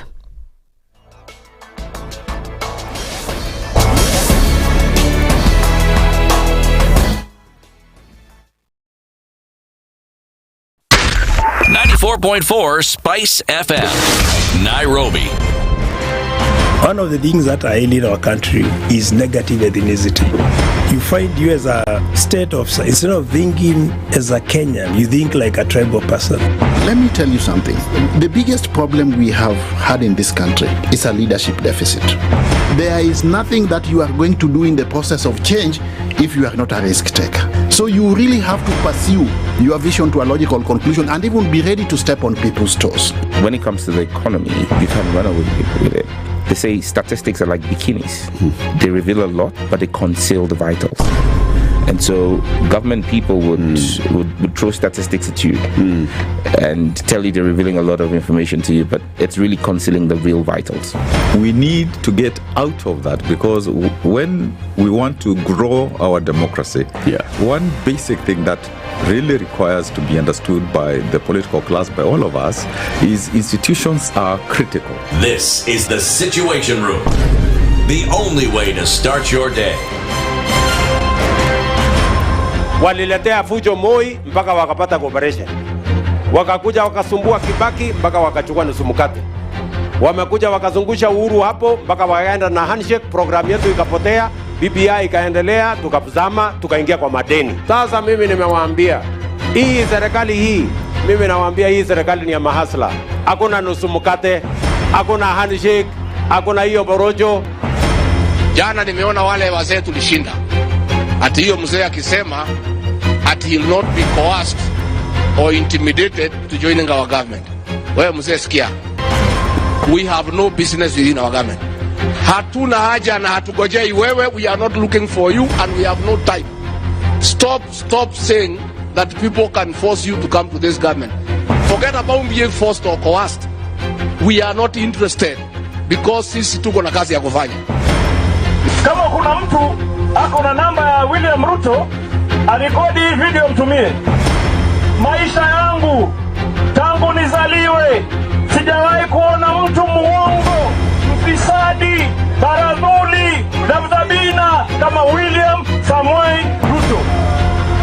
Hassan Joho nikitaka kuongea, mimi I don't even dream of engaging with them.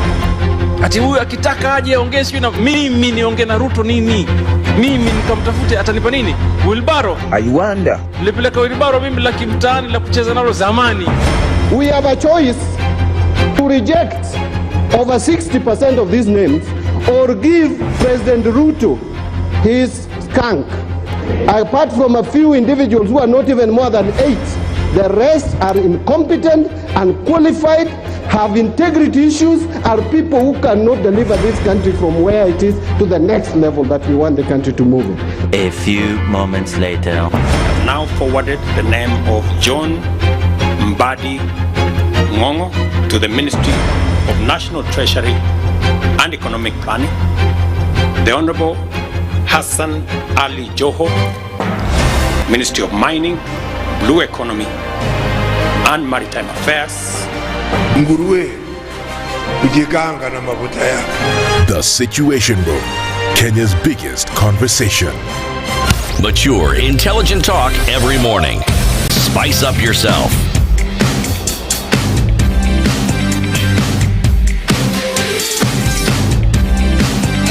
Mornings done right. 94.4 Spice FM, Nairobi. And as good as it starts, every good thing comes to an end. This is the final hour of Kenya's biggest conversation, the Situation Room for this week. It's 9 minutes after 9 o'clock, and we're getting into a wrap-up of the week. We're going to take the week into the review and then see what is posturing for the future of conversations moving into the next couple of months and into years. We'll talk about that in just a minute. You're connecting us, Dennis, Yes. and we're getting into the weekend where we might be doing a lot of things that would need a connection. All right. And we've been talking about a blend between July and August, and everything comes in free, right? What are we talking about? We're talking about Safaricom Home Fiber Internet that you get at 25% discount, but you're getting free router, you're getting free installation, and most importantly, even when there is maintenance, you get what? Free maintenance. And this cuts across all the packages that we're talking about. We're talking about bronze, silver, gold, and tulisema almasi ni nini? Diamond. Exactly. And when you talk about that, you're not only getting a fast internet, but you're getting reliability. Reliability in the sense that the speeds will enable you go about your streaming. If you are in class attending online classes, you're able to do that. You're able to enjoy your music, your movies, and even attend meetings.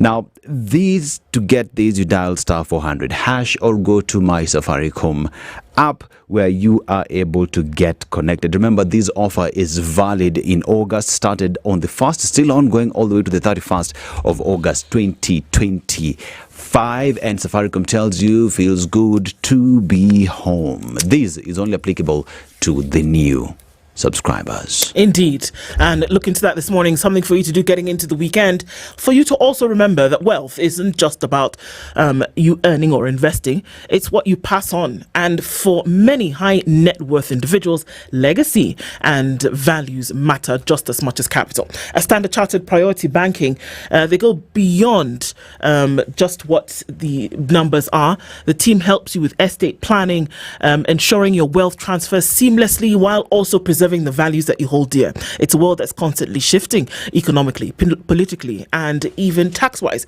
Adapting to change is crucial with Standard Chartered. You're not just reacting, you're prepared. And this is about more than just financial success. It's about sustained intentional wealth. So start your journey today. Email wealth.ke@sc.com, because if not now, then when? Now is your time for wealth.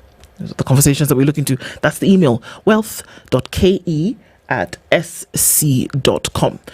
All right, as we take the week into review, joining us is the Kajiado North Member of Parliament, Mheshimiwa Ngogoyo. He's joining us this morning, and he's here we have this conversation and look at alliances and what they mean into the future for the first time in the Situation Room. Good morning, Mheshimiwa. How are you doing? Well, Karibu sana. Thank you for having me. You're in the hot seat of the Situation Room. You yourself mentioned that you've not been here before, but there's a first time for everything. Yeah, thank you for having me. Thank you for being here. Dennis is going to welcome you to today's conversation with the proverb. He'll tell you where it's from, and we'd like to hear your interpretation of it. We are in the Rainbow Nation, South Africa, a beautiful country, beautiful people, beautiful culture. You know, a country, when you look at the history, you talk about apartheid, but let's look at how fast South Africa has come from that. Challenges here and there, power is still a problem, but you look at the economy, one of the biggest economies in the continent that is being pushed mostly by mining that is taking place, and also finance in South Africa. Beautiful beaches there if you want to go enjoy some sun, but saizi kuna baridi kidogo. But so just stay in the 254. But let's go to the proverb.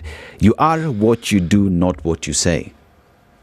You are what you do, not what you say. How would you interpret that? Actions define you.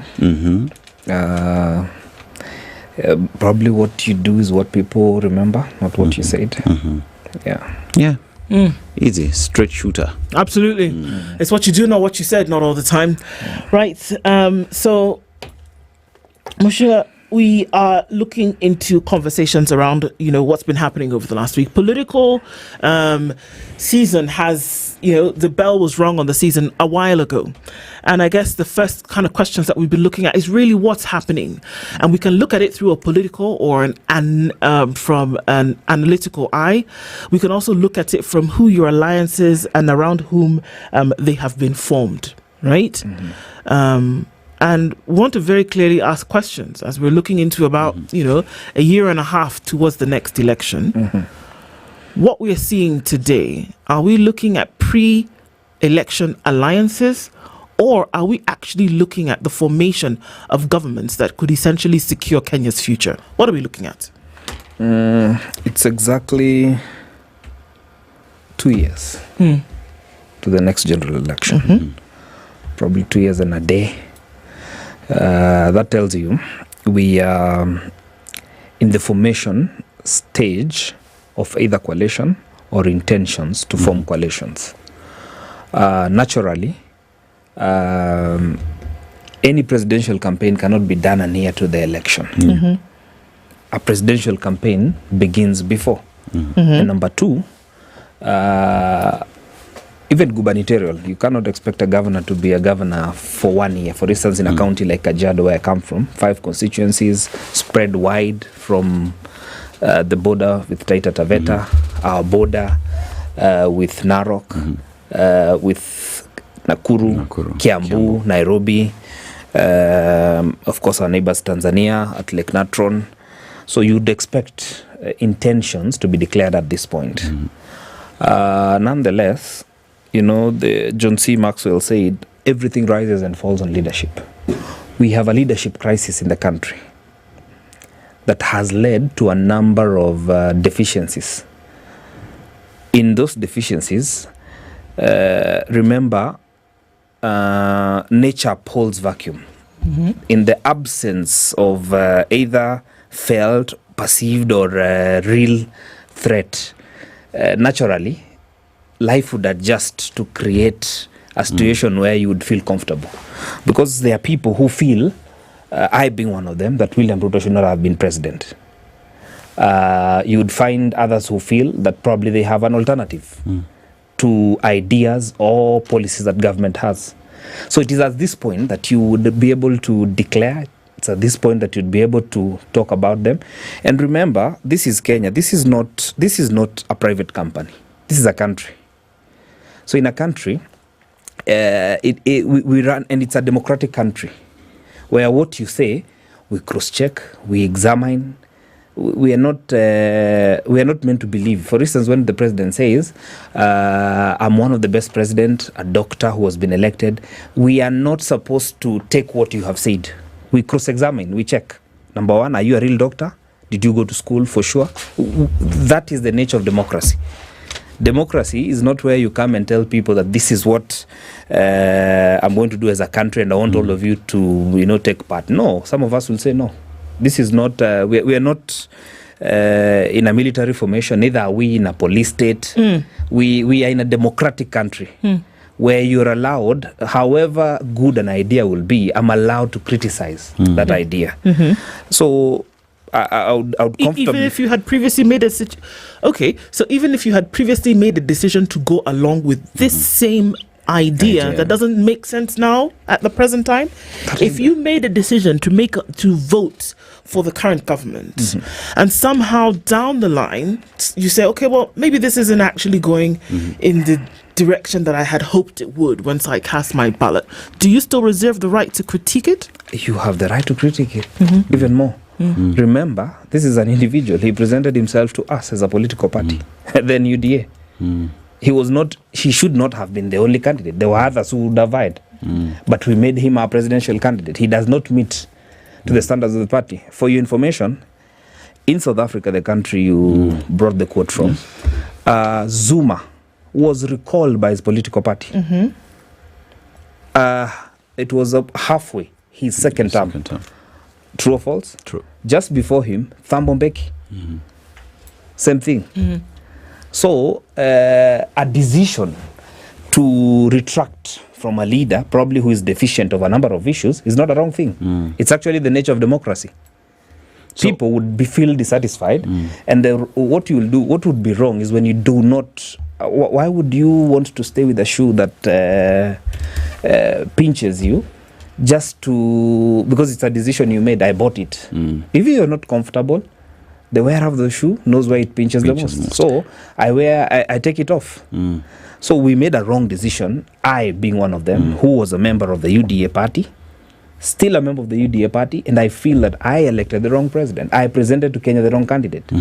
We are ready to correct that going forward. So here's a question where at the time when the president William Ruto presented himself as the presidential candidate, you came through as one of the supporters, and one would say today that there are differences and you do not align on the same aspirations because a lot has changed. The simple question would be, why not resign and seek for re-election? If you at all do not feel as though the aspirations of the party leader don't go hand in hand with what you believe in. That's an option, but it depends on why you would want to resign. You don't trust in the person leading the party. But remember, he doesn't cease to be president. Even if I'm elected on another party, he still remains president. Is the problem solved? Not really. Because you see, the person with the problem is the president. I believe so. If for instance, and by the way, the option to resign is something I'm considering. Yes, it's something I'm considering. It's something that is close. I'm also doing consultations with people who elected me. Having served for a while as a leader, I also know there are decisions that are not individual because people elected me for a reason. I also am looking at the timelines of the decisions that I need to make now, but it's something I am personally considering. So let's talk about the decisions that the party has made. So here's a situation where 2022 President William Ruto is voted in as the President of the Republic of Kenya, assumes office and continues to do his business. Let's extrapolate that to 2024. Finance bill is here. Kenyans say no. Members, did you vote yes? Yes. You voted yes for finance bill. Kenyans say no. You and team decide to say yes to the finance bill. Kenyans go on the street. It is withdrawn. We see members of parliament clapping. Then we have the broad-based government that is formed between these two parties. What is the reason why this broad-based government does exist as we speak right now? Is it to deal with ending police brutality, lowering the cost of living, ending corruption, or is it for leaders to maintain power? Of course, the broad-based has nothing to do... First of all, it was not a party decision. I sit in the National Governing Council. I sit in the National Delegates Conference. None of those were ratified in our Governing Council, neither our Delegates Conference. The highest organ in a political party is the National Delegates Conference. We did not ratify. We have not met as the delegates. And so therefore, we did not ratify that decision. That is a decision of William Ruto, together with his brother, Raila Odinga. They made a decision. As a political party, first of all, you see, you do not impose. You bring in ideas. I've seen probably Jubilee has a delegates conference and they have highlighted the agenda. When you call for a delegates conference and governing council, you highlight the agenda. You must write the agenda. The Registrar of Political Parties Act. So the people essentially know what they're coming to do. Yes, they're coming to do. You cannot sneak in an agenda. And even when you say we might have any other business, it must be declared first, approved. You cannot bring in an agenda that was never there. That is why the Registrar of Political Parties streamlined issues of parties, so that you do not amend a section or remove somebody in office in an unconstitutional manner. You must give somebody a fair hearing or something. Now, the decision of the broad-based is William Ruto wanted to maintain power. He wanted MPs to rally behind him, the ODM MPs. I wish Kaluma was here today. I would have been very happy. Because one of the things that happened is that William Ruto, because of the unrest, because of what was happening, he called members of parliament from a region in the country, especially central Kenya. And he told them that as it is, I must bring in Raila Odinga on board. And he requested them for their patience and telling them that I want to assure you nothing will change the most. That's a meeting that happened around Muthaiga. And since then, that's how Raila came in. Raila coming in, he brings two former colleagues, John Mbadi and Opiyo Wandayi. You can tell the intention of Raila and Ruto coming together was for leaders to maintain power. So that William Ruto remains president, but get me some CSS, a school from Turkana, you have Oparanya, you have about 5 of them, and the former governor of Mombasa. And you see, that has nothing to do. There was no ratification also in ODM. They never ratified them in their political party. When political parties are even doing mergers or they have an agreement, these are issues that are done in a political party. And I can tell you, it would have had contest on either of the political parties. Would it have made a difference if these political parties that we see running UDA, which by the way, just be very clear, you are a member of UDA? Yeah, as of now, I'm elected on UDA. Okay. Yeah, but in future, I will not be contesting on a UDA ticket. Yeah. Because of some of the things that you've talked about. Yeah. I'm not in agreement with what we promise Kenyans, what we are doing, and what we intend to do in the future. All right. Yeah. But now, would you see a difference if these political parties were actually doing what political parties are meant to do? That political parties, when we look at it in a political dispensation, are actually supposed to, number one, establish and live by certain ideologies. It is the ideology that is the character of a political party. What we've seen, which is okay, because then maybe we need to be reinventing our democracy. There is no rule that's hard and fast that says Africa and its nations have to stick by the democracy which was essentially birthed by the Western world. It's possible that you can live out your own democracy in fear and trembling. You can do that. But if we're going to use the term political parties, the assumption is that we're going to work on an ideology. Economics, socialism, nation building, patriotism, whatever the case may be. But what we have seen is that political parties have been used as vehicles for individuals to achieve expediency. Could that be the problem? Yeah, that's part of the problem. But of course, political parties, like a leader once defined, people are, naturally they come from somewhere. And the nature of political parties in Kenya, they have been region-based before they carry any aspiration, that they carry an ideal. Before that, mostly in Kenya, since 1963, Kadu, remember the issue of Kadu, slightly it was regional. Some of the people felt the Costarians, some other regions felt that they were not part. Kamatusa, a number of formations have been there. So, but what can all of us agree is that even Kenyans don't hold political parties to account. Because you see, for instance, the longest party now that has been in the country is KANU. KANU, since independence, was known to be, one, a national party, but number two, it had a number of ideals that probably KANU brought into play. But have they been exhibited in how they operate and when they have been in power? Probably Kenyans would have a different opinion. ODM, the same, but probably has been around for quite some time. And other small political parties. In my thinking, the only person who can hold political parties to account is not the politicians, it's Kenyans. Because if a political party, it is formed, and it says, this is their vision, this is what they endeavor to do, this is what they stand for, the only person that can hold that political party to account are Kenyans. How? Number one, there is no political party without people. Has the delegates, I told you, it has people from different regions. It is those people who hold to account. For instance, when I talked about the ANC, Zuma was not removed by the high and the mighty in the political party. It is the delegates of the party that impeached him first from the party.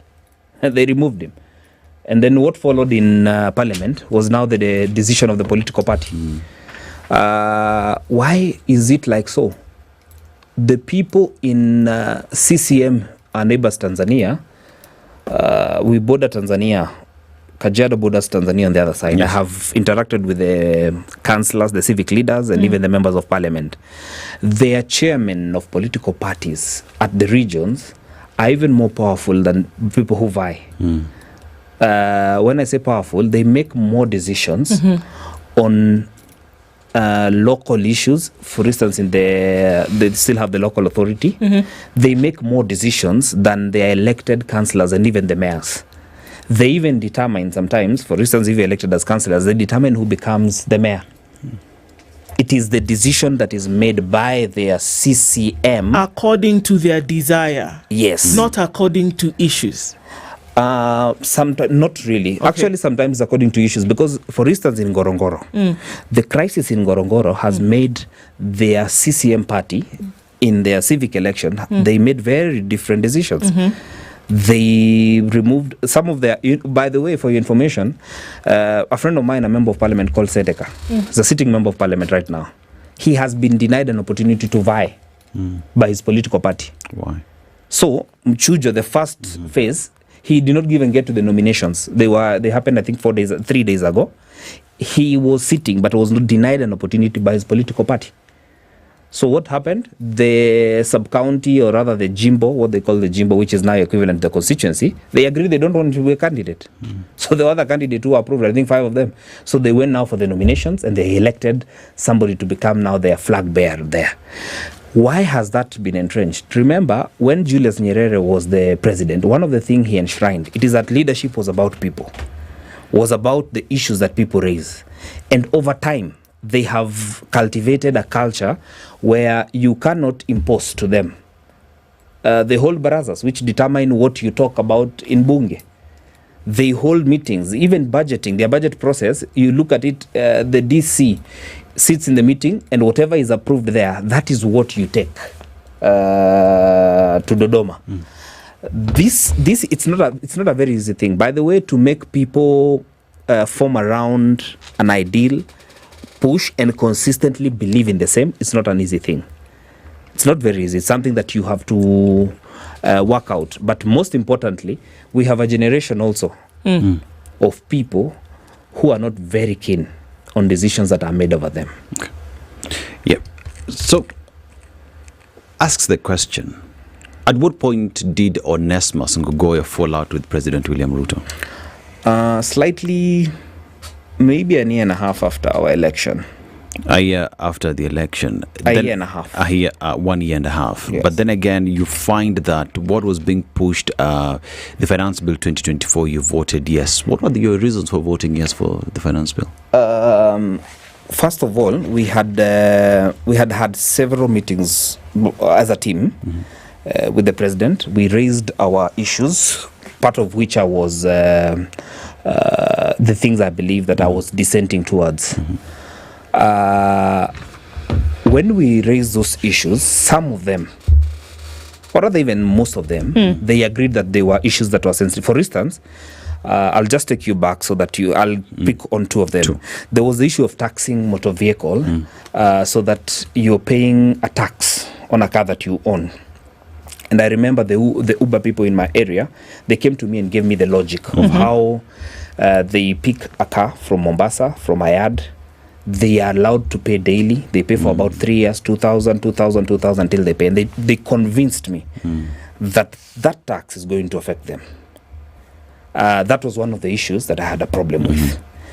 The other issue was the issue of the taxation of the green thing.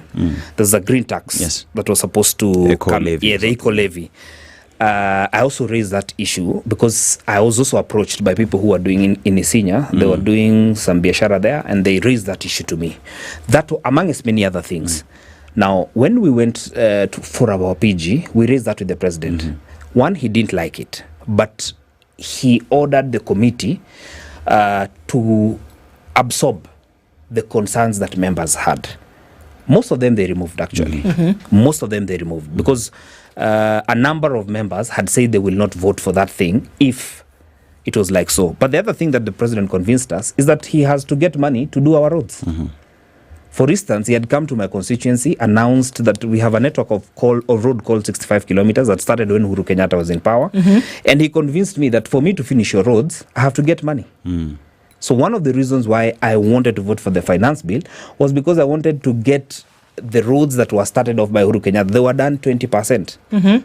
80% of those roads were not done. I have the question. At the time when you are having these discussions with the president, Kenyans were speaking and Kenyans were rejecting this public participation. Remember, the Constitution talks about sovereignty belongs to the people. You as a member of parliament, the authority to represent the people has been donated to you. And the people were speaking and speaking so loudly. At what point didn't these voices make any sense to you as a member of parliament? On the issues, because it's also people are very specific on very issues. Some of the messages that I got were very specific. Do away with this, do away with this, do away with this. Some were too objective to the extent that they would tell you on this paragraph, this is what I think is an issue.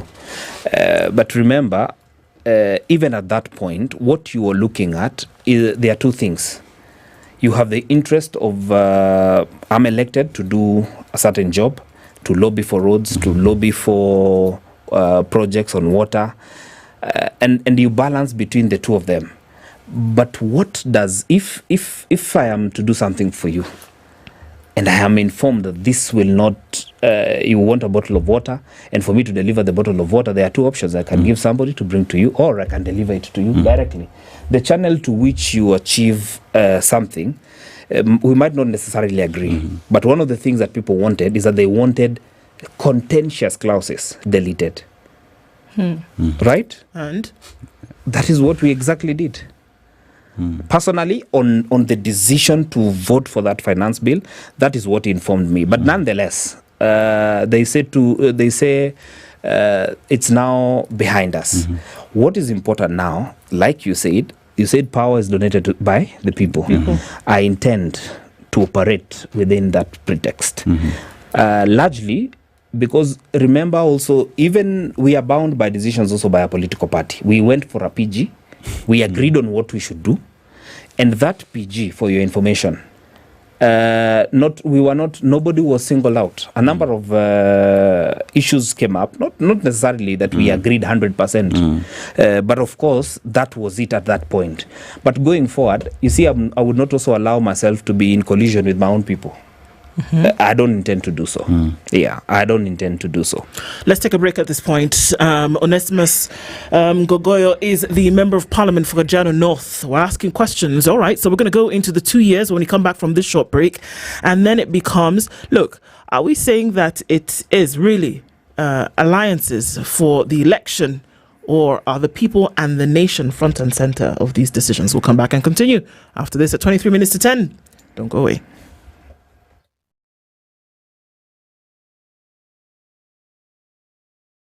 This is the Situation Room, the only way to start your day.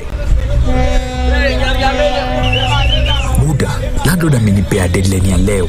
salon nayo imechelewa. Junior amekuwa msik. Yani drama iko kila mahali. Bro, wacha pressure. Loop iko na quick loan, unaweza get straight to your phone.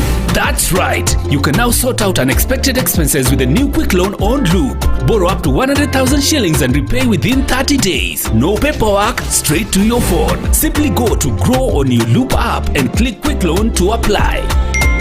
Na imeingia.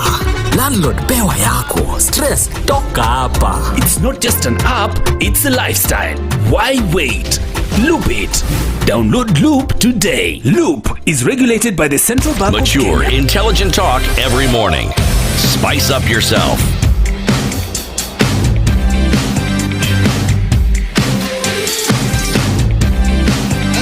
Mornings done right. 94.4 Spice. Kajiado North Member of Parliament is Onesimus Ngogoyo. He's here with us this morning. And that question then, with all of these things that you say, coming in from the last election where folks like yourself were not happy a year and a half into the administration and decided, okay, well, we're going to start speaking about it. The platform of the party delivered you a win, essentially. That on the platform and the people of Kajiado North then voting in a majority for you gave you that position, right? To speak in dissatisfaction today is your right. Mm-hmm. And we saw people who may have spoken at dissatisfaction pre-election, but then also have gone onto the other side during the administration. And those are all formations of a broad-based government that we see today. So many things are being said. And I have to ask... Yeah, the bread-based government. Oh, sure, okay. Mm-hmm. So many things are being said at the moment. Mm-hmm. And then one would ask, is it for the people? Is it for the nation? Or are we actually looking at another opportunity for folks to take a stab at being elected in 2027? These things that we're talking about, the people of Kenya, we're talking about infrastructure. You mentioned roads that I wanted to come back. I voted yes for the finance bill to ensure that the road from point A to point B was actually completed and that the funds were actually making their way to follow function. Are those the things that people are really concerned about? Or do we are folks looking for position for personal gain? Really, honestly, truly, what are we talking about here? I think I'm very now clear in my mind, and having also consulted very well, is that majority of the things that this government is doing, leave the election of 2027 alone, majority of the things the government is doing right now are in collision with the people. The issue of police brutality is a problem. And I'll give you two examples in Ongata Rongai, which I represent 100%. One, last year a child was killed by in the riots. Yes. Kennedy Onyango. Number two, this year, one boy called Michael, again Onyango, was shot, 2 bullets, one at the hand, one at the hip. At the hip, 2 removed, 7 years. No demonstration, he was in the house. The police came and shot, fired around the plot that they live in. Now, you see, when I go to Ongata Rongai, nobody wants to hear about that government. So I'm very clear in my mind that where I stand, I'm in agreement with my people. Number two, who wants to continue with what is happening? I was with the CS for Interior. He came to Kajiado. And I and my senator just passed by the morning brief. We had other function, we passed by the morning brief. And we raised to him the issue of Ongata Rongai, Kiserian, Ngong. And we told him we don't like what the police are doing. One of the things that I have heard continuously that is not being addressed. Everybody will talk about peace. But remember, there can be no peace without justice. If you leave out justice and you want to talk about peace, it doesn't work. They quote Martin Luther in all their quotes about peace, but they forget. He said there can be no peace without justice. There can be no justice without peace. So you have to start somewhere. Kenyans feel that the government, either they elected or the government that was elected, has gone contrary to a number of issues, including one, maiming its own people. I've just quoted 2 children, but I can tell you in Kiserian, in Rongai, we have buried so many people continuously. Is the government concerned about what is happening? No, at all. No response. No nothing.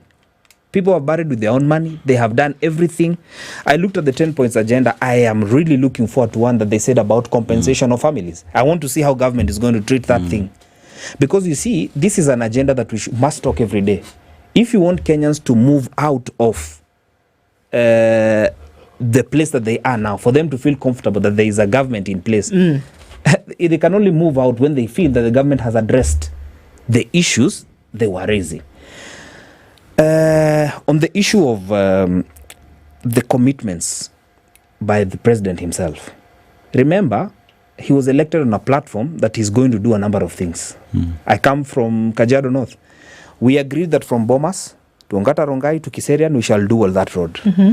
He announced himself that his first job, he knows where the problem was. I can give you the clip. So actually at your own time, I'll get you the clip. He announces that he's going to do all that road. Up to date, no dueling. Some job is being done though. Recarpeting, that is our normal fuel levy. The road has been expanded, bro. But that's our fuel levy, you're aware? And that has nothing to do with the dueling of that road. It has nothing. And by the way, whether Ruto is president or not, the extra lane has nothing to do with this current government. For your information, that road is allocated about 600 million every year from Bomas of Kenya to Magadi for maintenance of that road. All trunk roads in the country have money for maintenance. Yes, they do. If there's a pothole, if there's an emergency, and it comes every year. And by the way, it is a certain percentage already determined by the Roads Act. So it is not any favor. And they had not done maintenance for 3 years. You're aware? 3 years there was no maintenance because a contractor was given. He was not able to do the job, and he did not withdraw his contract, and the contract was for 2 years. So before they did the termination, it took those so many years. So all that amount of money has piled up, and that is what they're using to go on. But there was to be done a service lane. Are you aware the service lane cannot be done? Because there are a number of people on the road. Yeah. So there's no, and by the way, the design has been done by the local engineer.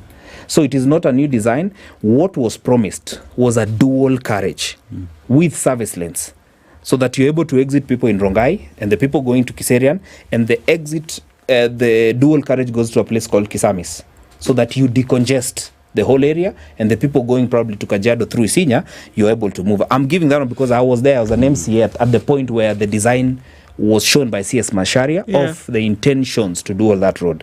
So if the president knew what was happening when he was deputy president, he would have carried along the idea, either by toll or whatever design. What people needed was a dual carriage, because Ongata Rongai is just 15 kilometers away from Nairobi. The roads you give are an example of many of the issues that people talk about. Things have gone wrong in the country. I mean, because take your pick, really. Whether you look at infrastructure, or whether you're going to look at health and education, across board, there is a little bit of something everywhere. But is it a William Ruto issue as president, or is it a systems issue for which Kenyans need to be looking into and making decisions based on that? John C. Maxwell said everything rises and falls on leadership. William Ruto is the president. One, he shepherds, he guides, he provides the means and ways. And where he does not have, he gets advice of things to be done and makes the right decision. If I was president today and there are crises in the country, there is always a way out of any crisis. There are decisions that have to be made. For instance, on infrastructure, if there were pending projects that the former administration, which he was part of, and you are aware that these are projects that needs to be done, number one, you make a decision. You don't start anything new before you finish the old, because the old belongs to the same people. William Ruto has started many new projects before completing the old projects. Part of the fuel levy today that is being securitized is doing new roads in some regions, not all regions. If I was the one, even prudence, anybody who has done a bit of administration, just begin with the old, finish up, then start the new. I found pending projects from my predecessor. The projects are no longer his projects. When I came in, the first thing I did, you just complete those projects. One, they benefit people. Number two, government resources or rather taxpayers' money has been used prudently. And also it doesn't become an audit query. Because if I left a project hanging, it becomes an audit query. Even if not my audit query, it is an audit query that anybody, that the government money was put in, but he did not complete the project. Then number two, be factual. Whatever can't be done, don't promise. Simple. The president, yes, in Ongata Rongai, he came and promised that there will be water in 4 months. You know that, yes, he promised 4 months that there will be water. He was opening the houses by King Serenity in Ongata Rongai. At the road, he promised that in 4 months, mambo ya maji Ongata Rongai ndakuwa nimewamalizia. So there's no water? Water up to date has not come to Ongata Rongai. There's no water in? Yes, the pipes have been done. The Chinese are still there just painting the tanks. This is 3 years down the line. He came in September 2022. So, Onesmus, let's talk about the leadership in the country and the representation that ought to happen. And here's a question where Kenyans today feel we have donated our power to be represented, for legislation to happen and for oversight to happen. But all these things that a member of parliament, a senator ought to do is not happening. Is it wrong for Kenyans to say the leadership of the country have let us down? I think it's good to separate, because you see, you can't blame the Senate or the National Assembly for a problem that is not theirs. Implementation belongs to the president. Honestly, it belongs to him. We've already approved all the monies he needs to do things. It's approved by National Assembly. Yeah. And it's simple. By the way, my job, there's a committee called the Committee of the Whole. But at the point of supplying money to different state departments, called the Committee of Means and Ways. You provide means and ways for him to implement projects. He's the one who procures. He's the one who does everything. He's the one who goes for implementation. It is his job. So when we say the president has failed, I am very clear in my mind that my job starts and ends at the point of facilitating him to do what he ought to do. We have facilitated him enough. He has even securitized fuel levy so that he gets money upfront. And when he gets this money upfront, he says he wants to do away with the pending bills. Then do away with the pending bills. Let contractors work. And that is it. So if water does not come to the people of Rimpa in Kajiado North today, and there is an issue of why that has not happened, the Member of Parliament is not in any way connected as to why that water has not arrived, yet your electorates understand that you can petition the House, you can oversight, you can follow through to ensure that water gets to them. Yeah, and I think if I've failed on that job, now you can blame me for it. I have raised those issues. The issue of the Ndakaine water, which is the Rimpa issue, and for information, even my own family lives around there. The issue of the Ndakaine water has nothing to do with Parliament has facilitated. Whether there's a problem with the contractors, you can't blame me for that. The president, the executive, the job of the executive is to make sure there are no such problems. And if the contractor does not work, let them get another contractor. Full stop. Your role as oversight member does not fall By there? the way, even my oversight is not that they're telling an engineer do this or do that. What is it? True oversight. Actually, the person who comes to me, there are only two. It's either the PS or the CS. And if the water is under an agency, let's say an MD or a parastatal, he can come. And I can only go to the extent, I am not the Auditor General. Neither am I the DCI to know when funds are being misappropriated. But before me, they can give me the scenario. They can tell you we are at 80%. The 80% is not complete because of 1, 2, 3. We are doing 1, 2. And let me tell you, any question you ask in Parliament, either a CS is there in person or he answers. Yeah? You cannot say that this is not the correct answer. Until what point? When the Auditor General flags off. It is only the Auditor General that can flag off an issue and you raise it. And even if you want to take on misappropriation, you only take misappropriation with a report of the Auditor General. So, that's fantastic that you've brought that up, because in the last 6 weeks, the Auditor General has been going full force in terms of these reports that she's been bringing out, herself and her office. Go from health to education to government services to infrastructure. She's not gotten onto infrastructure just yet, but I imagine that they're done and that those reports are going to come out in a little bit of time. To transport.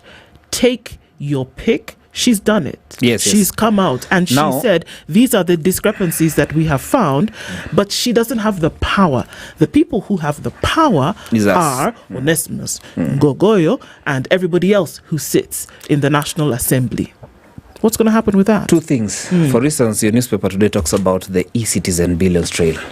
One of the issues you'll see me, both in public, in Bunge, will take on the issue of e-citizen. Because right now, we know where the money has gone. There's a trail. You can tell the companies involved. The owners have been mentioned. It is no longer hearsay. It's fact that probably there's a family that has been involved in swindling money from the e-citizen. About 5 shillings from the money collected goes to specific individuals, a family, a mother, and the children. And it's in the, actually the Auditor General has flagged off the entities and how the cash flow has gone. And a specific bank in the country. Yes, we know this. What the question is, the people who have the power to get this thing done are yourselves. Before it was a story. Right now, the Auditor General has done an official report. You're aware it's going to come to Parliament? I'm very aware. This is why Now, I'm asking that's where what's you going pick to happen. That's where you pick it up. And let me tell you, of course, there are many ways to block this issue. But the beauty is, when it is on government paper, it lives. And even if you block it for a while, it is not so long. Just watch what happens in the next 2 weeks around this issue. We have 1 week to Bunge before we go on recess. But watch what happens from now. You seem to have some bit of leakage. Tell us what's going to happen. Parliament has a job to do. Over this. The question is it going to be done? Mind you, this might be the first time. It might not. This might be the first time that the Auditor General is giving so much in terms of detail in this report about e-citizen, right? But there have been other cases where the Auditor General, and not just her, in offices held by Eddie Okoh before her, that they have brought out huge, damning reports about millions, billions of shillings that have been lost in whatever sector. Again, giving the responsibility to the House of Parliament to then say something must be done. There has never been one case, and I say never, there has never been one case that has come to Parliament as a result of the reports by an Auditor General that has gone to prosecution. Why? Do you know the Golden Bags issue? Where is it today? Is there somebody sitting in jail over Golden But Bags? you're aware of the story? I'm very aware. It happened in which year? Decades ago. But when did it come alive in Parliament? It came about 10 years after.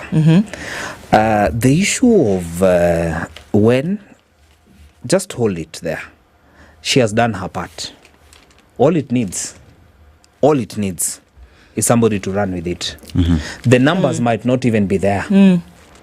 The Public Accounts Committee might not have even the people to do what is supposed to be done. Because you see the bread-based people are there.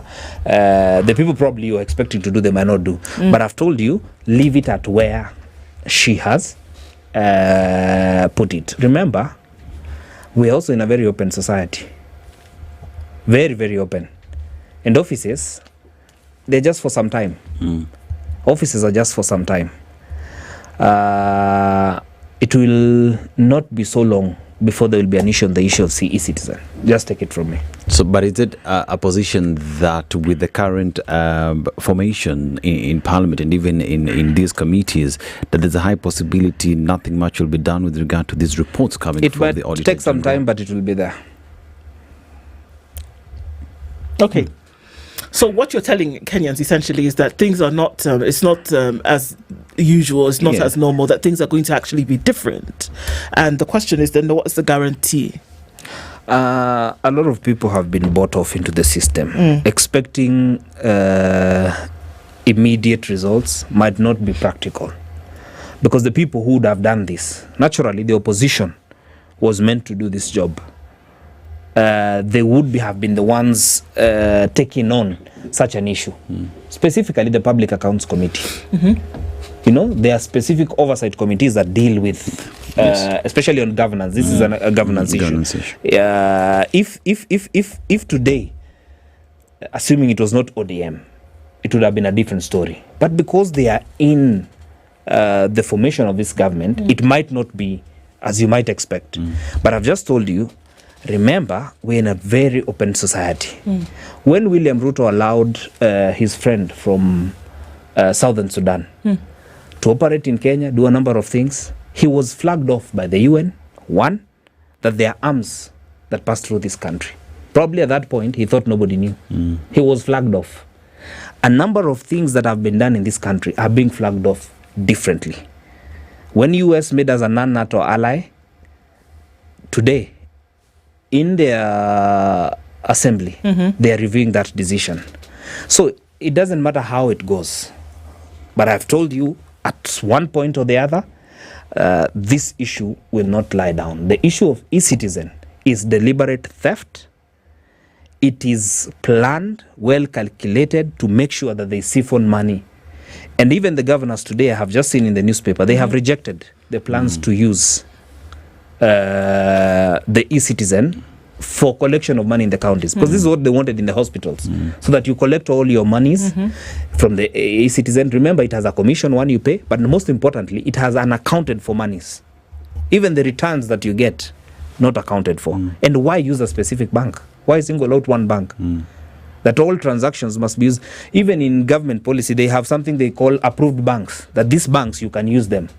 They have complied with all regulations that government wants, so you can pick either of the banks. Single sourcing under government is not, it's unacceptable. It raises more questions then it gives answers. Yeah, then it gives answers. And it's just natural. Even if you... true, I don't like William Ruto. But you see, there are things he does, they don't look... I don't know, they don't look doctor. When you're a doctor, there are things you do. They don't look doctor in them. Yeah, because you see, when you've gone to school, there are things you don't expect somebody to do. It's just straight. In 10 seconds, is Parliament captured?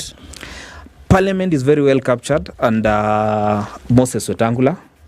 And it's unfortunate. If you're waiting for liberation through this parliament, it's not possible. All of you. You can't say parliament and then... So all of you, there can be no liberation for Kenya with parliament the way it's constantly... There are good genes like myself and a number of people. But you see, when you talk about parliament, there are formations there. There are different people. There are 349 constituencies of members of parliament. He's told us to wait and see that things will not be as usual. So let's see what happens in the coming weeks. Not too long from now. It can't be immediate, but it's going to be sure. That's what Onesimus Ngogoya, who is the Member of Parliament for Kajiado North, has told us today. And that wraps up the Situation Room for this week. With those words, Mheshimiwa, thank you for joining us this morning. Thank you. We will definitely wait and see. Good morning. It's 10 a.m.